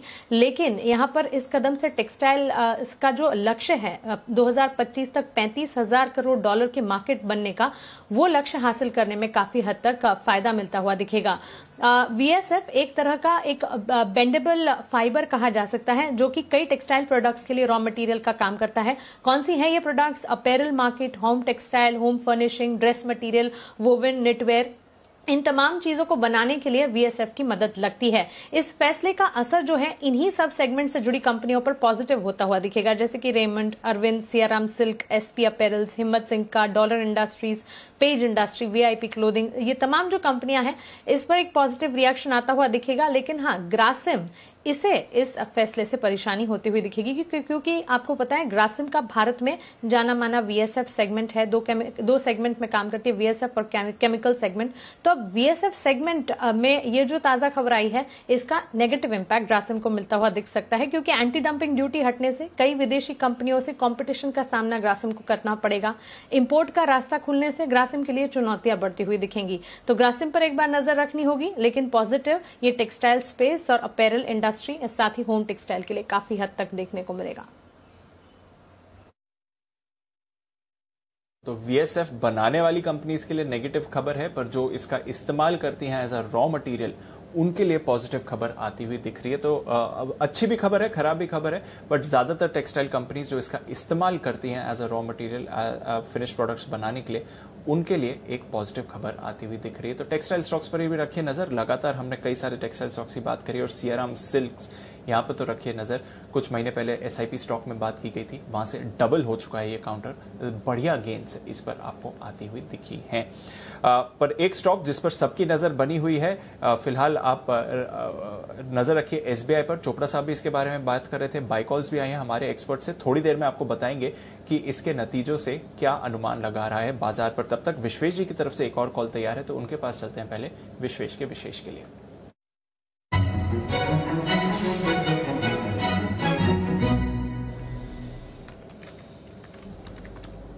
बताएं विश्वेश जी। देखिए दीपांशु, मुझे ऐसा लग रहा है क्लोजिंग बेसिस पे ऑलमोस्ट अभी कितने 3 बज रहे हैं, क्लोजिंग बेसिस पे निफ्टी पे एक मैग्निफिसेंट ब्रेकआउट है। अगर 1.5-2 महीने की साइडवेज रेंज अपसाइड में with such a brave candle breakout हो रही है, तो मुझे लगता है निफ्टी सीधा 16,400 की ओर जा रहा है। तो उस सूरत में थोड़ा सा हिम्मत जुटा के जितनी आपका रिस्क एपेटाइट है उसके साथ में ट्रेड लेना चाहिए। तो यहाँ पे जो ट्रेड है वो है 16,000 का in the money call option लेना है, जो 120 के आसपास चल रहा है। मेरा ये मानना है कल भी निफ्टी शायद 100 से 150 पॉइंट ऊपर रह सकता है, बिकॉज जिस हिसाब से ब्रेकआउट है, जिस इंटेंसिटी से ब्रेकआउट है, और अभी तो बैंकिंग चला ही नहीं है, SBI ने जस्ट ब्रेकआउट दिया है, मेटल पार्टिसिपेट नहीं कर रहा है, और ऑन द कॉन्ट्रारी डेटा में अगर आप देखेंगे तो huge number of calls are short. तो मुझे लगता है कि Nifty has a more ground to cover. So यहाँ पे 16,000 का 120 में कॉल ऑप्शन खरीदे, 80 रुपये का स्टॉप लॉस रखे। मुझे लगता है ये ऑप्शन 250 रुपये तक जा सकता है। ओके, तो ये ऑप्शन भी डबल होगा, 250 के तरफ जा रहा है इन द मनी। 16,000 का कॉल खरीदना है निफ्टी का, और थोड़ी देर पहले 35,200 का कॉल खरीदवाया है विश्वेश जी ने, वो भी डबल होने की क्षमता रखता है। तो निफ्टी, बैंक निफ्टी दोनों इंडेक्सेस में आप बढ़िया तेजी आते हुए देख रहे हैं, और बैंक निफ्टी का एक बड़ा योगदान आ रहा है SBI की तरफ से। आइए फिर जानते हैं SBI कैसे रहेंगे इस बार इनके नतीजे देवांशी के साथ। देवांशी बताइए।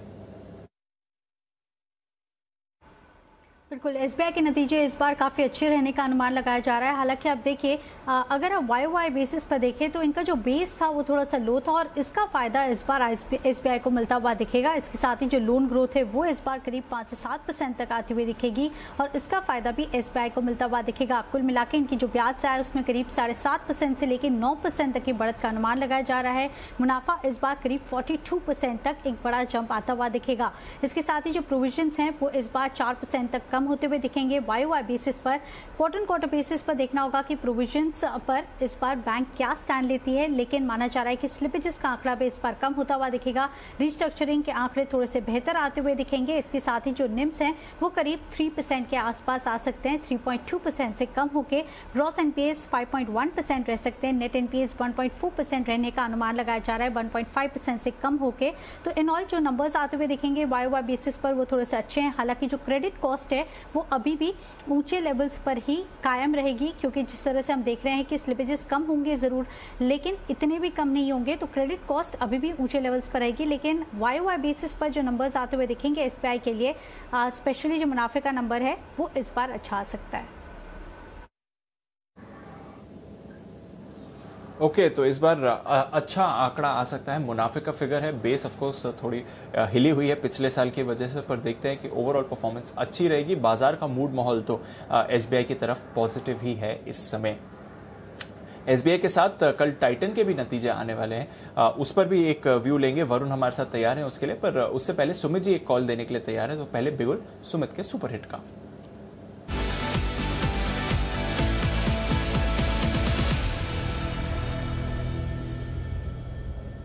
बताएं सुमित जी। दीपांशु, आज बहुत दिनों के बाद ऑटो सेक्टर के अंदर भी चाल देखने को मिल रहा है। एक एक करके ऑटो सेक्टर के सारे स्टॉक चल रहे हैं। तो अब मेरे पास, और ऑटो बिना टायर के कैसे चल सकता है, तो मेरे पास जो स्टॉक है वो टायर स्टॉक है। स्टॉक का भाव चल रहा है 157 रुपए 50 पैसे। स्टॉक का नाम है JK टायर।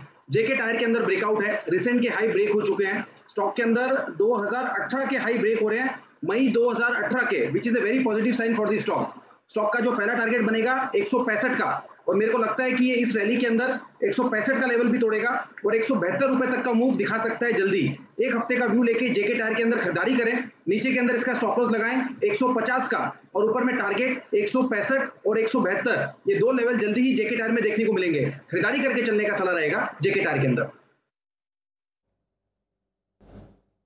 ओके, तो यह है आपके लिए जेके टायर जिस पर आपको करनी है खरीदारी इस समय। नजर रखिए इस काउंटर पर, नजर रखिए कुछ टेक्सटाइल स्टॉक्स के बारे में अभी हम बात कर ही रहे थे। अरविंद पर एक बड़ा स्पाइक आते हुए दिख रहा है, 3% ऊपर ये गया है इस समय। रेमंड पर भी आप निचले सरों से थोड़ा एक्शन बनते हुए दिख रहे हैं। जरा अरविंद पर भी एक राय ली जाए। कुणाल जी जरा चार्ट देखें, अरविंद का क्या चल रहा है इसमें? 108 109 के लेवल्स आ रहे हैं सर इस समय।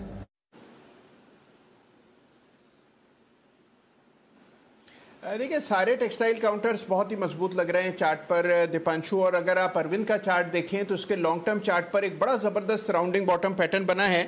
शॉर्ट टर्म चार्ट्स पर आज ब्रेकआउट आता हुआ दिख रहा है। एक कंजेशन मुझे दिखता है 110 111 के आसपास। 111 पार हुआ तो अरविंद में आपको एक तरफा तेजी देखने को मिलेगी, तो मैं काफी बुलिश हूं और मुझे लगता है 111 के ऊपर नई खरीदारी करनी चाहिए। ओके, तो 111 के ऊपर नई खरीदारी करनी चाहिए। पर नजर रखिए इस काउंटर पर, अरविंद फैशंस पर भी आप मूवमेंट देख रहे हैं, 3% ऊपर है। पर अरविंद स्मार्ट स्पेसेस यहां पर थोड़ा दबाव बना हुआ है, 1-1.25% की कमजोरी है। तो नजर रखिए इन सभी स्टॉक्स पर एक्शन थोड़ा बनते हुए दिख रहा है। अरविंद स्मार्ट स्पेसेस गिर रहा है, पर अरविंद फैशन और अरविंद लिमिटेड दोनों पर ही आपको खरीदारी बनते हुए दिख रही है। फर्स्ट सोर्स ये एक और काउंटर है जहां पर आपको खरीदारी बनती हुई दिख रही है। नजर रखिए इस चार्ट पर भी। पर टाइटन यहां पर दमदार तेजी बनी है। पिछले 3 महीनों में देखें तो 30% से ज्यादा का उछाल आया है। पिछले 2 दिन बनी है, पिछले 3 महीनों में देखें तो 30% से ज्यादा का उछाल आया है। पिछले 2 दिनों में ही करीब 7% दौड़ चुका है। स्टॉक नए रिकॉर्ड हाई पर है कल अपने नतीजों से पहले। ऐसा क्या खास होगा नतीजों में, आइए इस पर डालते हैं नजर वरुण के साथ। वरुण बताइए। दीप, खास ये होगा कि कंपनी लॉस करने वाली है। 45 करोड़ के आसपास का लॉस का हमारा अनुमान है, लेकिन स्टॉक जो है वो लगातार चलते जा रहा है। हालांकि कंपनी ये अपडेट दे चुकी थी कि कोविड का इंपैक्ट जो है कंपनी के नतीजों पे होगा, लेकिन हाँ इन्होंने ये कहा था कि लो बेस के चलते ओवरऑल ग्रोथ जो है वो काफी बेहतर रहेगी। मैं आपको याद दिला दूं कंपनी ने अपडेट में क्या कहा था। इन्होंने कहा था कि कुल आय जो है 117% बढ़ेगी। हालांकि ये एक्स बुलियन सेल्स है जो कि करीब 600 करोड़ के आसपास थी, उसको हटा देंगे तो करीब 117% के आसपास की बढ़ोतरी होगी। तिमाही आधार पर ज्वेलरी सेगमेंट में 107% के आसपास की बढ़ोतरी, वॉचेस आईवेयर में करीब 280 से 117% के आसपास की बढ़ोतरी होगी। ये लो बेस के चलते होगा। इसके लिए अगर आप देखेंगे तो साल दर साल रेवेन्यू जो है 53.6% बढ़ेंगे, 2860 करोड़ के आसपास ही आएंगे। एबिटा फ्रंट पे लॉस से प्रॉफिट में आने वाली है। 246 करोड़ के लॉस के मुकाबले एबिटा पे 42 करोड़ का प्रॉफिट रहेगा, लेकिन नुकसान अभी भी जारी रहेगा 45 करोड़ के आसपास का। लेकिन क्वार्टर अगर आप देखेंगे तो अप्रैल और मई इस कंपनी के लिए ऑलमोस्ट वॉश आउट क्वार्टर था, जब ऑलमोस्ट हालात सुधरना शुरू हुए थे और फिर से लॉकडाउन हो गया, तो उसका इंपैक्ट देखने मिलेगा। इसके लिए अगर आप देखेंगे तो क्वार्टर कंपनी का एबिटा जो है उसमें 95% के आसपास की गिरावट होगी। यहाँ पे 795 करोड़ से घटकर ये 42 करोड़ पे आएगा। मार्जिन 11.1% से घटकर 1.5% पे आएंगे, और मुनाफा जो है पिछले क्वार्टर में 529 करोड़ का था, इस बार जैसे कि मैं कह रहा हूँ 45 करोड़ के आसपास का नुकसान होने वाला है। तो साल दर साल नतीजे अच्छे रहेंगे, क्वार्टर बेहद कमजोर रहने वाले हैं। वैसे तो देखिए मैं रिपोर्ट्स पढ़ रहा था और मैंने कम से कम 6 से 7 रिपोर्ट्स पढ़ी और काफ़ी डिवाइडेड है स्ट्रीट एबिटा और प्रॉफिट के फिगर को लेके। एबिटा कुछ कह रहे हैं कि 150 करोड़ तक भी जा सकता है एबिटा, कुछ कह रहे हैं कि शायद एबिटा में भी नुकसान हो सकता है, और प्रॉफिट की फिगर को लेके कुछ कह रहे हैं कि 90 करोड़ के आसपास का भी लॉस कंपनी कर सकती है, कुछ कह रहे हैं कि 40-50 करोड़ के आसपास का भी प्रॉफिट कंपनी कर सकती है। तो स्ट्रीट थोड़ा डिवाइडेड है ये दो नंबर्स को लेके, लेकिन अगर आप एवरेज निकालेंगे तो नुकसान आता है। बिल्कुल, तो थोड़ा नुकसान आ सकता है, ऐसी संभावना है, बट अनुमान क्लियर नहीं है किस तरह की परफॉर्मेंस रहेगी। चोपड़ा साहब, आपकी क्या राय है टाइटन, क्योंकि ऑलरेडी अच्छी तेजी दिखा चुका है सर स्टॉक नतीजों से पहले, अब हम फेस्टिव सीजन सेल्स की तरफ भी बढ़ते हुए दिख रहे हैं। टाइटन पर क्या करना चाहिए?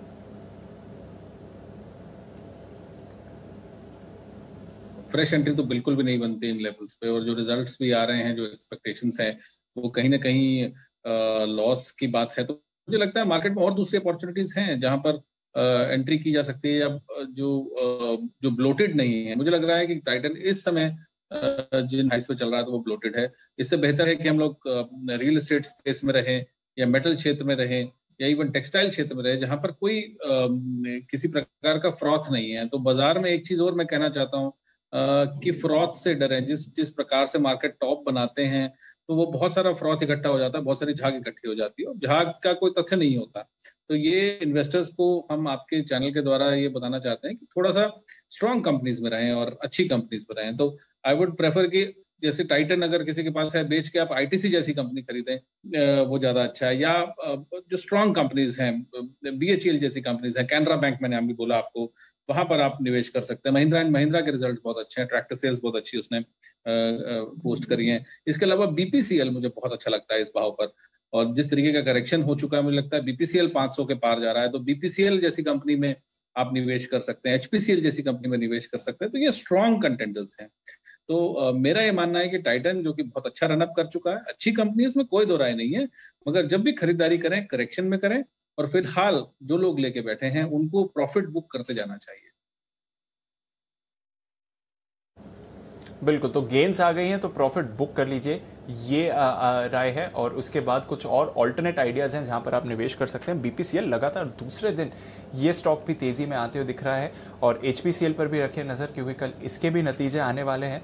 तो ये भी एक स्पेस है जहां पर आपको कुछ एक्शन बनते हुए दिख रहा है। पर आइए एक्शन को आगे बढ़ाने के लिए जय ठक्कर हमारे साथ जुड़ रहे हैं, स्वागत करते हैं उनका कैश के ऑप्शन के लिए।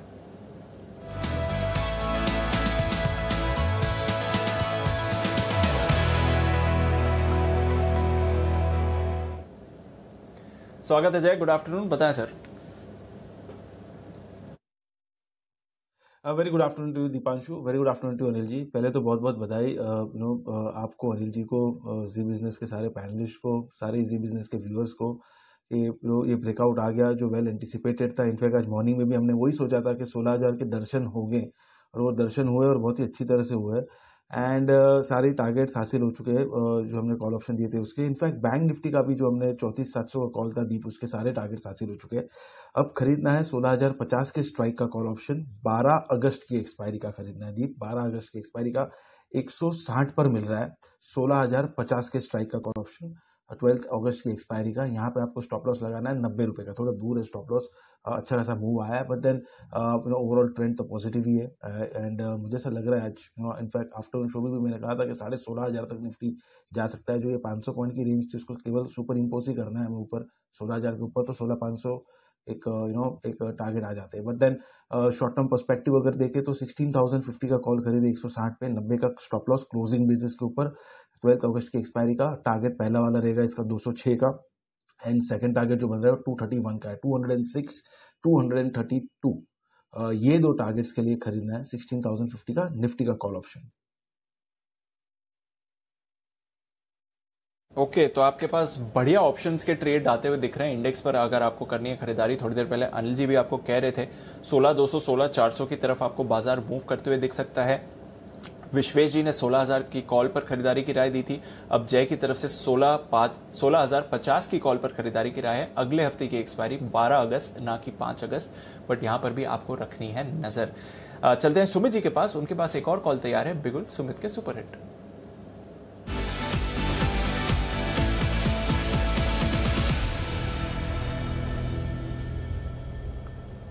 बताएं सुमित जी।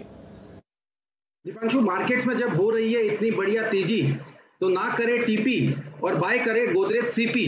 गोदरेज सीपी में ब्रेकआउट है Deepanshu, Godrej CP life time high levels break कर रहा है। स्टॉक मेरे को लग रहा है यहां से एक बढ़िया अपसाइड मूव दिखाने को तैयार है। गोदरेज सीपी 1010, 1012, 1013 के आसपास इसके अंदर खरीदारी करे और होल्ड करे।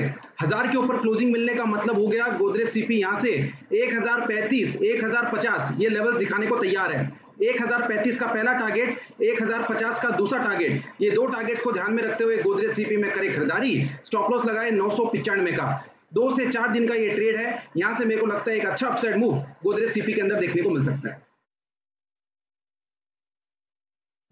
ओके, तो 4 डिजिट्स के में ऑलरेडी गोदरेज कंज्यूमर आ चुका है, और अब नतीजों से पहले ये और बढ़िया तेजी के लिए आपको तैयार होते हुए दिख रहा है। गोदरेज सीपी, गोदरेज कंज्यूमर, इस पर है खरीदारी की राय।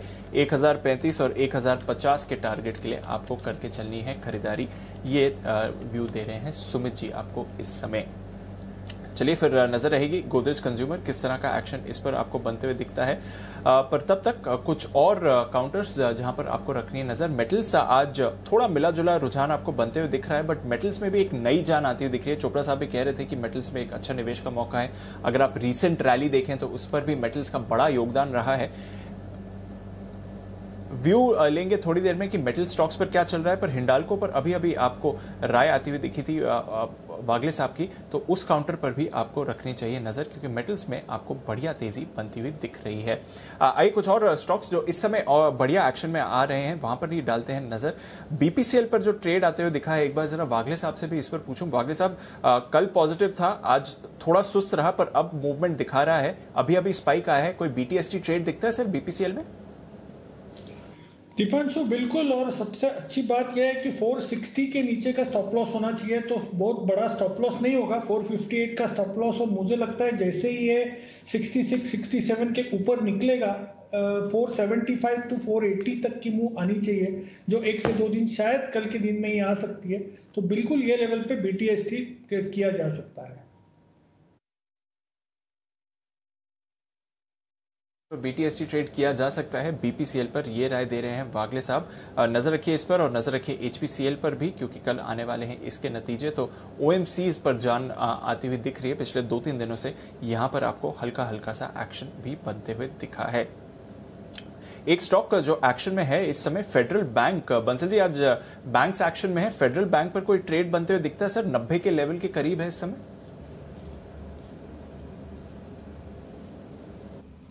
बिल्कुल दीपांशु, बेहतरीन टेक्निकल स्ट्रक्चर है और एक नीट क्लीन क्लियर रिवर्सल है। और जिस तरीके का टेक्निकल स्ट्रक्चर है, एक शॉर्ट टर्म टारगेट मतलब कि कल में जो पॉसिबल है 92.15 92.25 के लेवल्स फेडरल बैंक में देखने को मिल सकते हैं। एक अच्छा खरीदारी का कैंडिडेट है और यहाँ स्टॉप लॉस लगाना है 87.80 का स्टॉप लॉस है। फेडरल बैंक को बाय किया जा सकता है। और दूसरा दीपांशु, गुजारिश है आपसे पिक ऑफ द डे के बिगुल की। बंसल जी, 1 मिनट में आता हूं आपके पास, क्योंकि अनिल जी कतार में थोड़ा आगे थे, कल के 2000 वो देने की तैयारी में, तो इससे पहले कि ट्रेड मूव कर जाए जल्दी चलते हैं अनिल जी के पास कल के 2000 के लिए।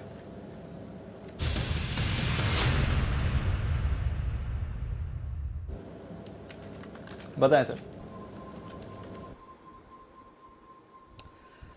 दीप, खरीदारी करने की राय है। खरीदारी करनी है बैंक ऑफ बड़ौदा के फ्यूचर्स में, जो 82.75 के आसपास इस वक्त ट्रेड कर रहे हैं। बैंक ऑफ बड़ौदा, इसके फ्यूचर्स खरीदारी करने की राय है। बैंक निफ्टी भी ब्रेकआउट देने की तैयारी में है। सरकारी बैंक पूरे एक्शन में है। 80 रुपए के स्टॉप लॉस के साथ 82 रुपए 75 पैसे के आसपास बैंक ऑफ बड़ौदा के फ्यूचर्स को आप खरीदिए। ये मैं फ्यूचर्स के लेवल बता रहा हूँ। 86, 88, 90, ये 3 टारगेट के लिए आपको खरीदारी करनी है। 7 तारीख को बैंक ऑफ बड़ौदा के रिजल्ट आने वाले हैं और रिजल्ट तक इस स्टॉक में आपके लिए तेजी करने की राय है। मुझे ऐसा लगता है न सिर्फ बैंक ऑफ बड़ौदा और एसबीआई बल्कि सारे सरकारी बैंकों में अब एक अच्छी तेजी का माहौल बनता हुआ दिखेगा। तो अगले 2 दिन आपके लिए सरकारी बैंकों में एक बढ़िया ट्रेड बनता हुआ दिख सकता है। उस लिहाज से आपको यहाँ पर खरीदारी करनी चाहिए। तो ये एक बेहतरीन ट्रेड आपके लिए बन सकता है। यहाँ पर फोकस करें और करें खरीदारी। बैंक ऑफ बड़ौदा 86, 88 और 90, ये 3 टारगेट रखें। स्टॉप लॉस लगाएं 80 के आसपास। जी दीप। बिल्कुल, तो पीएसयू बैंक्स में आपको एक्शन बनते हुए दिख रहा है। नजर रखें बैंक ऑफ बड़ौदा, ये काउंटर है 90 के लेवल तक जा सकता है, 80 का रखना है stop loss. PSU banks, SBI already move कर रहा है, अब बैंक ऑफ बड़ौदा की भी बारी आती हुई दिख रही है। आइए चलते हैं राकेश जी कुणाल जी के पास बिगुल पिक ऑफ द डे का।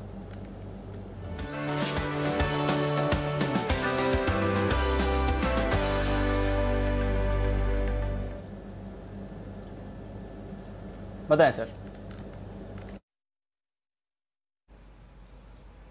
दीपांशु, हमारा भी जो पिक ऑफ द डे है स्टॉक बैंक ऑफ बड़ौदा है और बड़ा खूबसूरती से नीचे से एक रिवर्सल बन रहा है स्टॉक के अंदर और 10 डेज के हाई के ऊपर निकला है। 10 डेज की रेंज से एक ब्रेकआउट देखने को मिल रहा है और जिस तरीके का ब्रेकआउट है इसको मिस नहीं करना चाहिए।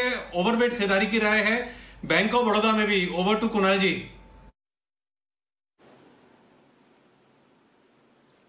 बिल्कुल दीपांशु, मैं और राकेश जी भी अनिल जी के पीछे पीछे हैं। बैंक ऑफ बड़ौदा में क्लियर ब्रेकआउट चार्ट पर आता हुआ दिख रहा है। निचले स्तरों पर बेस बना है। स्टॉक कम से कम नहीं तो 90 रुपए तक जाना चाहिए। 90 पर अगला रेजिस्टेंस है, उससे पहले कोई मीनिंगफुल रेजिस्टेंस चार्ट पर दिखता नहीं है।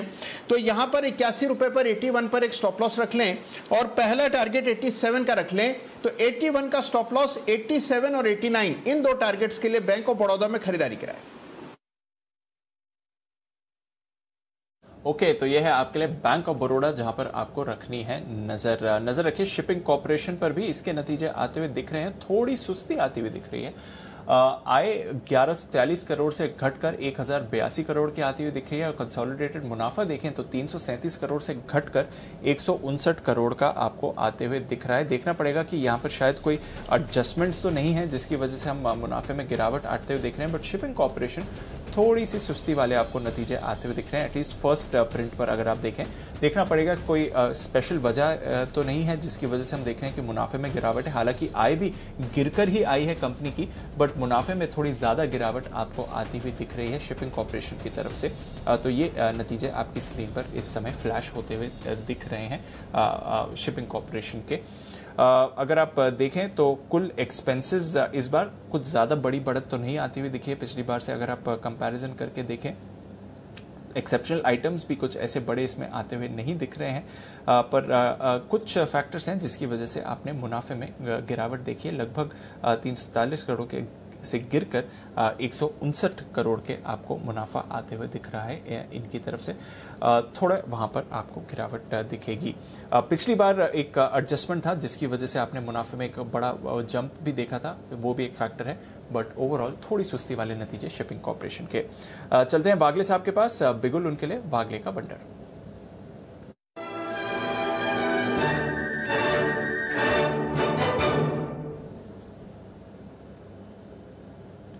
बताएं वागले साहब।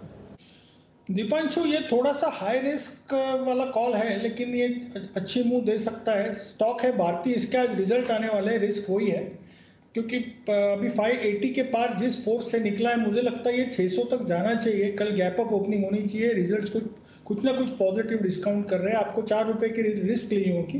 580.50 581 का करंट भाव है, यहाँ पर बाय करें। 577 का आपका स्टॉप लॉस होगा और 595 600 तक के टारगेट्स में देख रहा हूँ। मुझे लगता है कल ये लेवल्स मिलने चाहिए। रिस्क एक ही है, गैप अप गैप डाउन होने का। गैप अप हुआ तो अच्छा ही है। That is what the charts are telling me. बिल्कुल, तो चार्ट्स पर तो लगी रहा है कि नतीजे शायद अच्छे रह सकते हैं, बट ऑफ कोर्स इंतजार है कंपनी की परफॉर्मेंस का।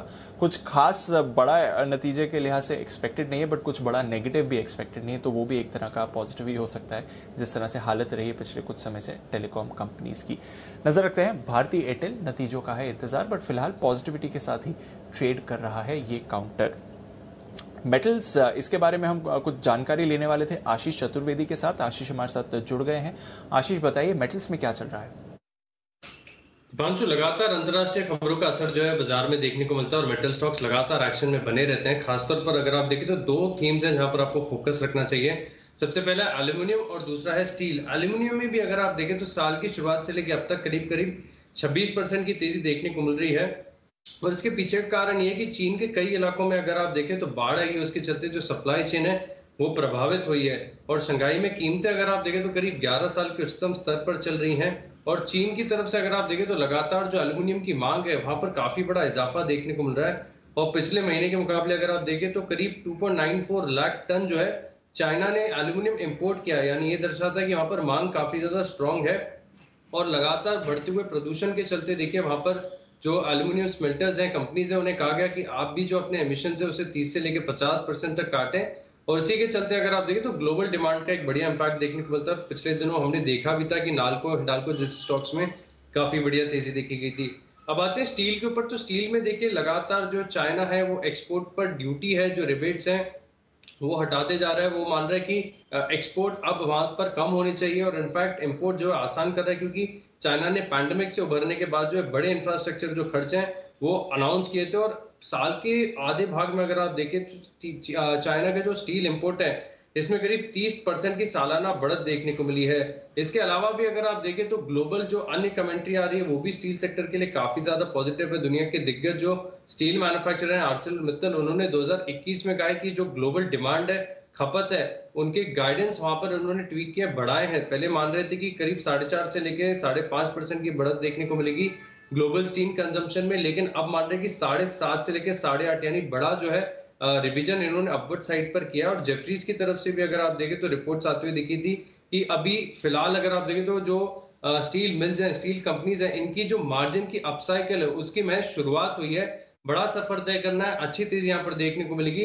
तो थोड़े बहुत पुल बैक्स आते रहते हैं, लेकिन जो स्टॉक्स हैं खासतौर पर मेटल्स में एल्यूमिनियम और स्टील्स, यहाँ पर जो सुपर साइकिल है वो इंटैक्ट है।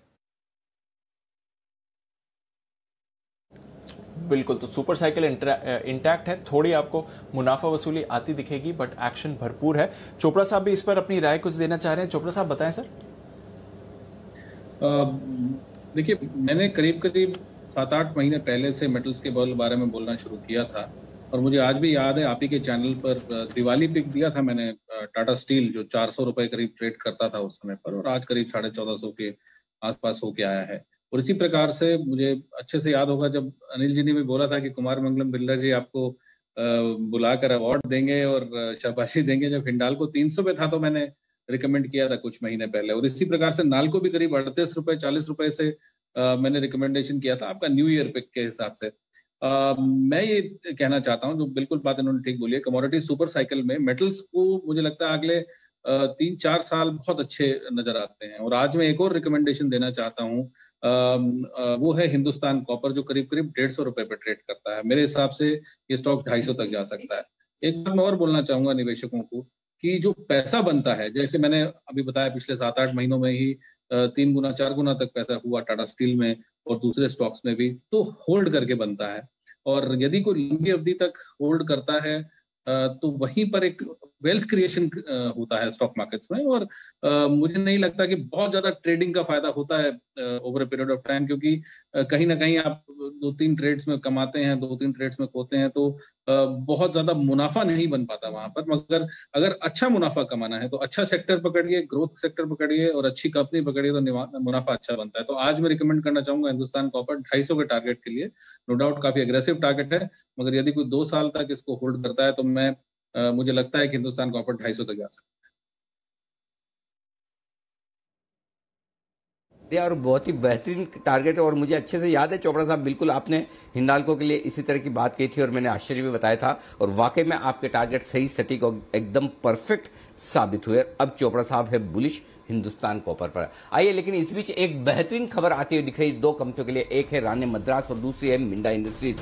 और खबर यह है कि परिवहन मंत्री नितिन गडकरी साहब ने जो आज मीटिंग ली ऑटो कंपनियों के साथ, और उसके बाद एक बड़ा बयान आता हुआ दिख रहा है। और उनका बड़ा बयान ये है कि जितनी भी गाड़ियां, उन गाड़ियों के सारे वेरिएंट्स में, सारे मॉडल्स में 6 एयर बैग्स होने जरूरी है। सेफ्टी पर पूरा फोकस। आजकल 2 एयर बैग होते हैं जनरली, उसके बाद अलग अलग तरह की गाड़ियों के लिए अलग अलग तरह के बढ़ते जाते हैं एयर बैग्स, 2 से लेकर 7, 8, 10 तक जाते हैं। लेकिन अब उनका ये कहना है कि मिनिमम 6 एयर बैग होने जरूरी है। यानी कि वो कंपनियां जो एयर बैग बनाने का काम करती हैं उनके लिए ये बड़ी फायदे की बात। और जिसमें राणे मद्रास, मिंडा इंडस्ट्रीज, ये 2 स्टॉक पर रखिए नजर। यहाँ पर एयर बैग और स्पेशली राणे मद्रास, ये कंपनी तो एयर बैग्स बनाने में लीडर है। हमारे संवाददाता चेतन भूटानी हमारे साथ है, जो इस मीटिंग पर गहरी नजर और पकड़ रखे हुए हैं। चेतन, बताइए क्या कहा है परिवहन मंत्री ने एयर बैग्स को लेकर?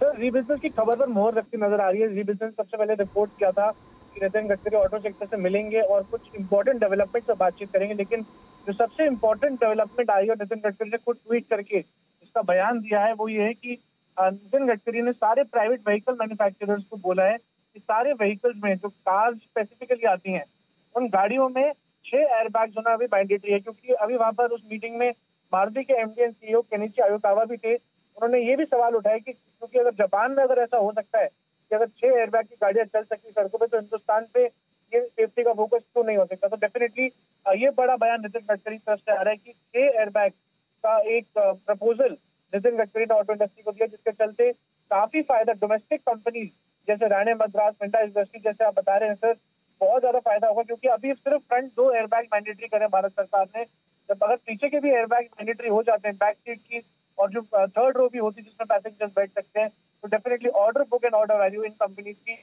मैसिव तरीके से बढ़ने की पूरी आशंका है। ओके तो ये है आपके लिए एयरबैग बनाने वाली कंपनियों के लिए बेहतरीन खबर। मिंडा इंडस्ट्रीज ज्यादा बड़ी कंपनी है बजाय राणे मद्रास के एयरबैग बनाने के लिहाज से। मिंडा इंडस्ट्रीज और राणे मद्रास इन दोनों ही कंपनियों के लिए बड़े बिजनेस वाली बात होती दिख रही है। राणे मद्रास तो 18% तेजी से भागता हुआ, मिंडा इंडस्ट्रीज के लिए बहुत बड़ी खबर है ये। और इसी के चार्ट पर एक बार राय लीजिए। सुमित जी जरा मिंडा इंडस्ट्रीज के चार्ट देखिए और दीजिए अपनी राय। मेरे ख्याल से आज सुबह मिंडा इंडस्ट्रीज कहीं कोई रिकमेंडेशन में भी आता हुआ दिखा था। एनीवे वो बाद में देखेंगे। एक बार जल्दी से इसके चार्ट्स पर राय दीजिए सुमित जी। बिल्कुल अनिल जी, स्टॉक को होल्ड करके चलने का सलाह रहेगा। स्टॉक के अंदर मूव अच्छा देखने को मिल रहा है और वैसे भी स्टॉक में पिछले 10-15 दिनों से कंटिन्यूसली ऊपर का मूव देखने को मिल रहा है। 770 775 का भी इसका इमीडिएट सपोर्ट बनेगा। ऊपर में 800 के ऊपर सस्टेन करने पे 825 से लेके 850 रुपए तक का मूव शॉर्ट टर्म में मिंडा के अंदर देखने को मिल सकता है। तो पोजीशंस होल्ड करके चलने का सलाह रहेगा।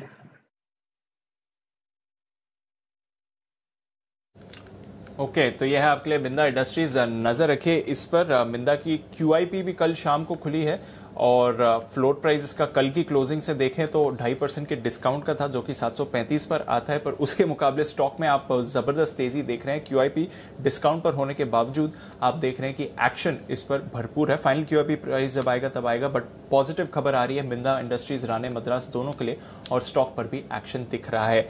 आइए फिर बाजार क्लोज होने के लिए तैयार है। दमदार तेजी वाला दिन। चलते हैं अनिल जी के पास आज की फाइनल मार्केट स्ट्रैटेजी के लिए।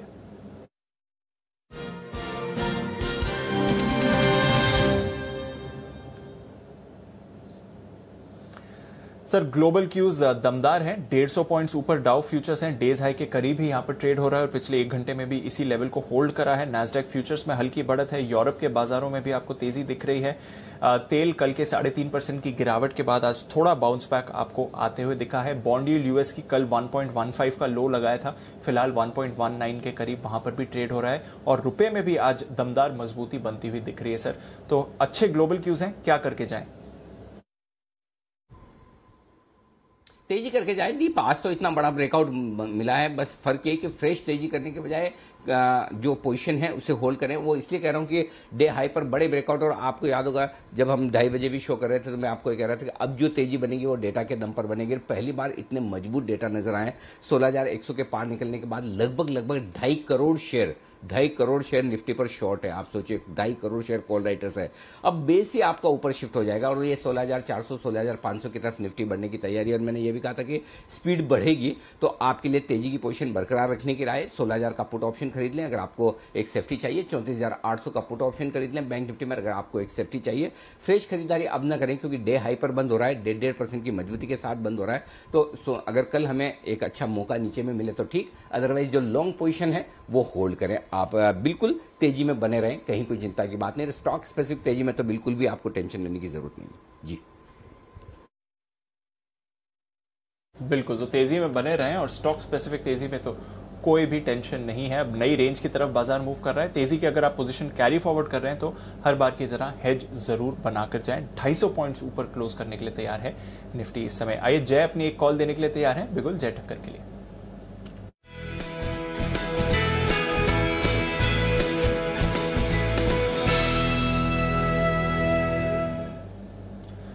बताएं जय। जी दीपांशु, प्राइवेट सेक्टर बैंक में से कोटक बैंक का 1680 के स्ट्राइक का कॉल ऑप्शन खरीदना है। 38.55 पे मिल रहा है ये 38.55, इसको खरीदे। 30 रुपए का एग्जैक्ट है स्टॉप लॉस, वो लगाइए। फर्स्ट टारगेट ऊपर में बनेगा 47.60 का, सेकेंड टारगेट बनेगा 54.50 का। 47.60 54.50 ये दो टारगेट्स के लिए दीप 1680 के स्ट्राइक का कॉल खरीदे। जो हिसाब से कोटक में क्लियरली एक मैं कहूँगा एक ट्रायंगुलर पैटर्न फॉर्म हुआ है जिसके लोअर एंड से अच्छा रिवर्सल हमें देखने मिला है और मुझे ऐसा लग रहा है कि ये स्टॉक अपने 200 डेमा को टेस्ट करना चाहिए जो 1730 के करीब है। 1730 मतलब लगभग 50 पॉइंट का एक बाउंस स्पॉट में देखने मिलेगा विच इज नियरली अराउंड 3%। सो हमारे कॉल के टारगेट्स वहां पे हासिल होने चाहिए। 1680 का कॉल कोटक बैंक का खरीद के चले। बिल्कुल, तो 1680 का कॉल खरीदना है कोटक बैंक का। अभी थोड़ी देर पहले सुमित जी भी राय दे रहे थे कोटक पर खरीदारी की। 1715 के उनके टारगेट्स है और कॉल में उनको 1700 का कॉल पसंद था, तो 1700 का कॉल खरीदें या 1680। गेंस तो आपको बढ़िया मिलने वाले हैं। कोटक बैंक, सुमित जी और जय की पसंद इस समय। चलिए फिर क्लोजिंग की तरफ चलते हैं। नए रिकॉर्ड्स फाइनली बनते हुए दिखे हैं। 2 महीनों के कंसोलिडेशन के बाद रेंज ब्रेकआउट हुआ है बाजार में और बढ़िया रेंज ब्रेकआउट हुआ है। 250 अंकों की तेजी के साथ निफ्टी आज की क्लोजिंग के लिए तैयार होते हुए दिख रहा है। बैंक निफ्टी 500 पॉइंट्स ऊपर है और सेंसेक्स पर 900 अंकों का उछाल आते हुए दिखा है। डेज हाई पर आप क्लोजिंग के लिए तैयार हो रहे हैं। नतीजों से पहले टाइटन 4% ऊपर, ये काउंटर पर HDFC इसने दिया है आज बाजार को सहारा, करीब 4% की अपमूव इस पर भी आती हुई। SBI, एक्सिस बैंक जैसे दिग्गजों से भी सहारा मिलते हुए दिखा है। ICICI बैंक भी 1.5% ऊपर था। बैंक्स एंड फाइनेंशियल्स एक पिलर रहे हैं आज बाजार के एक्शन के लिए, पर एक्शन आया है आपके लिए IT स्टॉक्स में भी। TCS, इन्फोसिस दोनों में खरीदारी। HUL इस दिग्गज में भी आपने खरीदारी बनती हुई देखी है। नतीजों से पहले भारतीय एयरटेल भी पॉजिटिव था, ब्रिटानिया भी पॉजिटिव मोमेंटम आपको दिखाता हुआ, मारुति, आयशर यहां पर भी आपको खरीदारी दिखी है। तो ब्रॉड बेस्ड रैली आई है और सेक्टोरल पार्टिसिपेशन दमदार रहा है। सिर्फ 5 स्टॉक्स है निफ्टी के जो नेगेटिव टेरिटरी में क्लोज हो रहे हैं, उसमें से टॉप लूजर JSW स्टील जिसमें 1% से कम की गिरावट है। तो लगभग सभी स्टॉक्स का आज आपको पार्टिसिपेशन बाजार में आते हुए दिख रहा है। वायदा कारोबार की बात करें तो यहां पर कमिंस टॉप गेनर था 6% की तेजी के साथ। डॉक्टर लाल पैथलैब्स यहां पर 4.5% का उछाल। अशोक लेलैंड लगातार तीसरे दिन तेजी, इस पर 4.5% ऊपर।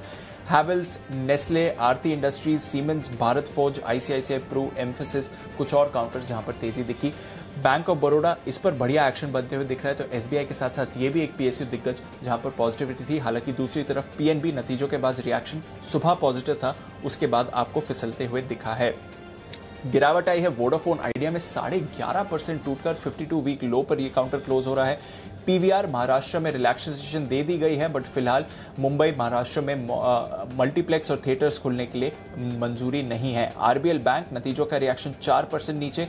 Shriram transport finance, AU small finance bank कल की तेजी के बाद आज चोला फाइनेंस आपको 2% नीचे बंद होते हुए दिख रहा है। L&T फाइनेंस, M&M फाइनेंस इस पर भी दबाव। तो कुछ NBFCs पर आपने दबाव बनते हुए देखा है वायदा कारोबार में, पर इसके अलावा बाजार की तेजी काफी शानदार रही है।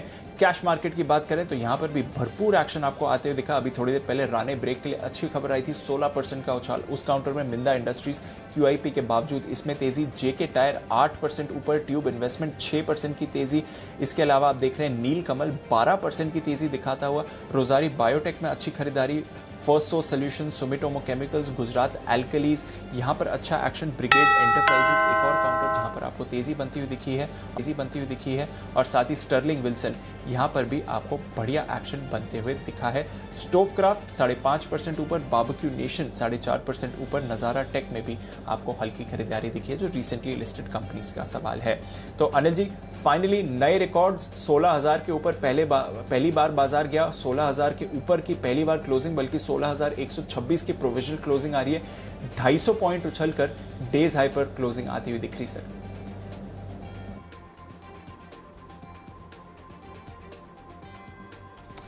ओके, तो ये है आपके लिए बेहतरीन क्लोजिंग होती हुई भारतीय बाजारों की इस वक्त आपके सामने। तो रिकॉर्ड हाइस पर बंद होते हुए एक बेहद ऐतिहासिक दिन। अच्छी बात है कि सिर्फ 16,000 को हमने छुआ नहीं, टच नहीं किया, पार नहीं किया, बल्कि टिके भी और वहां से बहुत बहुत बहुत ऊपर जाकर बंद होते हुए नजर आए हैं। तो ये है आपके लिए पूरा का पूरा एक्शन बाजार का। बाजार बंद होने के बाद का एक्शन भी आपको बता दें। देश में घटते हुए कोरोना मामले और अनलॉक होते हुए शहरों के बीच में डॉक्टर और सारे शिक्षाविद और सारे पेरेंट्स एक ही मांग कर रहे हैं कि स्कूलों को खोला जाए ताकि बच्चों की पढ़ाई दोबारा शुरू हो सके। तमाम जानकार ये मान रहे हैं कि नियम कायदे और वैक्सीनेशन के साथ साथ पहले प्राइमरी स्कूल्स को खोली जाए, ताकि वो भी इसलिए कि छोटे बच्चों को कोरोना का खतरा थोड़ा सा कम है। पंजाब, हरियाणा, बिहार, यूपी, महाराष्ट्र समेत 10 राज्यों में स्कूल खुल चुके हैं। कुछ और राज्य स्कूल खोलने की तैयारी कर रहे हैं। लेकिन जब देश की कोरोना की तीसरी लहर के मुहाने पर देश खड़ा है, तो क्या स्कूलों को खोलना वाकई में एक सही कदम है या फिर मामला मुश्किल भरा होगा? इसी खास मुद्दे पर हम करेंगे चर्चा हमारे सभी मेहमानों से। हमारे साथ होंगे doctor Chandrakant Lahariya, senior epidemiologist, public health expert, doctor Vikram Singh, शिक्षाविद, और ऑल इंडिया पेरेंट्स एसोसिएशन के प्रेसिडेंट और सुप्रीम कोर्ट के वकील अशोक अग्रवाल साहब हमारे साथ जुड़ेंगे। आपकी खबर, आपका फायदा में अब स्कूल खोलो सरकार, ये है आज का हमारा विशेष शो। आइए, शाम 6:30 बजे का शो, मुनाफे की 5 हिट स्ट्रेटेजी। निवेश से मुनाफा कमाना है तो फंड में निवेश की स्ट्रेटेजी को भी समझना जरूरी है। हर फंड मैनेजर फंड में एक खास तरह के अप्रोच पर काम करता है। कुछ अप्रोच कंपनी के फंडामेंटल्स पर आधारित होते हैं तो कुछ सेक्टर स्पेसिफिक और कुछ मार्केट ट्रेंड के विरुद्ध होते हैं। आज ऐसी हम 5 स्ट्रेटेजी की बात करेंगे जो कि किसी फंड में निवेश करने के पहले आपको मालूम होनी चाहिए। मुनाफे की 5 हिट स्ट्रेटेजीज। इंडिया 360 डिग्री रात का 8 बजे का शो, और ये है आपके लिए। महाराष्ट्र में अनलॉक की नई गाइडलाइंस जारी कर दी गई है, लेकिन लोकल ट्रेन शुरू नहीं की गई है। ऑफिसेज को भी 100% कैपेसिटी के साथ काम करने की अनुमति मिल गई है। ऐसे में बड़ा सवाल ये उठने लगा कि लोकल ट्रेन कब शुरू की जाए। बॉम्बे हाईकोर्ट ने यह कहा कि वैक्सीनेटेड लोगों के लिए लोकल ट्रेन में यात्रा करने की इजाज़त देनी चाहिए। कब से शुरू हो सकती है लोकल ट्रेन, और शुरू करने या न करने के पीछे क्या है इरादे, सरकार के क्या है लॉजिक, वैक्सीनेटेड लोगों को क्या मिलेगी छूट सफ़र करने की, इन सब पर करेंगे बातचीत। टीका है लोकल का टिकट, मतलब आपने वैक्सीन लगा दी तो आप लोकल में ट्रेड कर सकते हैं। इसका मतलब ये नहीं कि भाई टिकट ना खरीदें। टीका है लोकल का टिकट, लेकिन टिकट तो अलग से खरीदना ही है। वैक्सीन लगाने के बाद ही आप टिकट खरीद पाएंगे, ये ध्यान में रहे। तो ये है आज की कवर स्टोरी शाम 8 बजे की। ओके, तो फाइनली आप हम सब मिलकर एक ऐतिहासिक ट्रेडिंग सेशन के साक्षी बने हैं। जो इतिहास में दर्ज हो चुका है वो है नाम, वो है नंबर 16,146 का। जी हाँ, निफ्टी का ये है लाइफ टाइम हाई। 53,887 ये है सेंसेक्स का लाइफ टाइम हाई, और अब तक के सबसे उच्चतम स्तर ये दोनों ही आपके लिए। क्लोजिंग बेसिस पर लाइफ टाइम हाई 16,130 और 53,823 का बनता हुआ निफ्टी और बैंक निफ्टी पर। तो एक बड़ा रिकॉर्ड वाला दिन, बड़े ऐतिहासिक स्तर वाला दिन।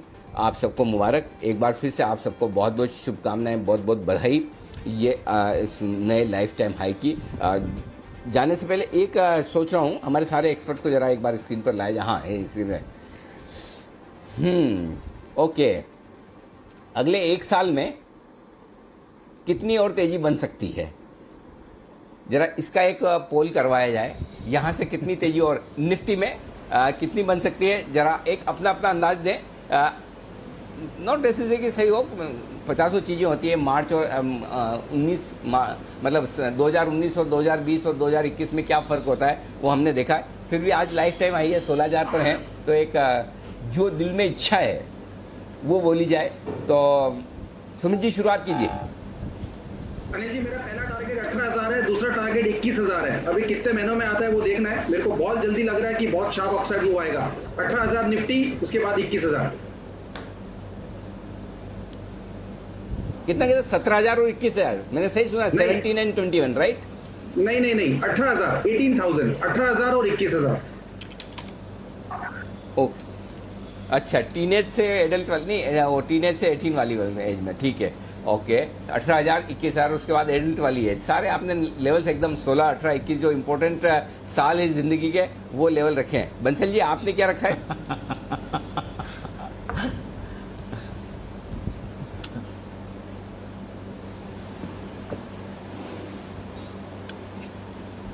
बंसल जी आवाज पहुंच रही है आपको? चलिए, शायद बंसल जी से फिर संपर्क करेंगे। कुणाल जी बताएं सर, कुणाल जी बताइए आपके टारगेट्स निफ्टी के।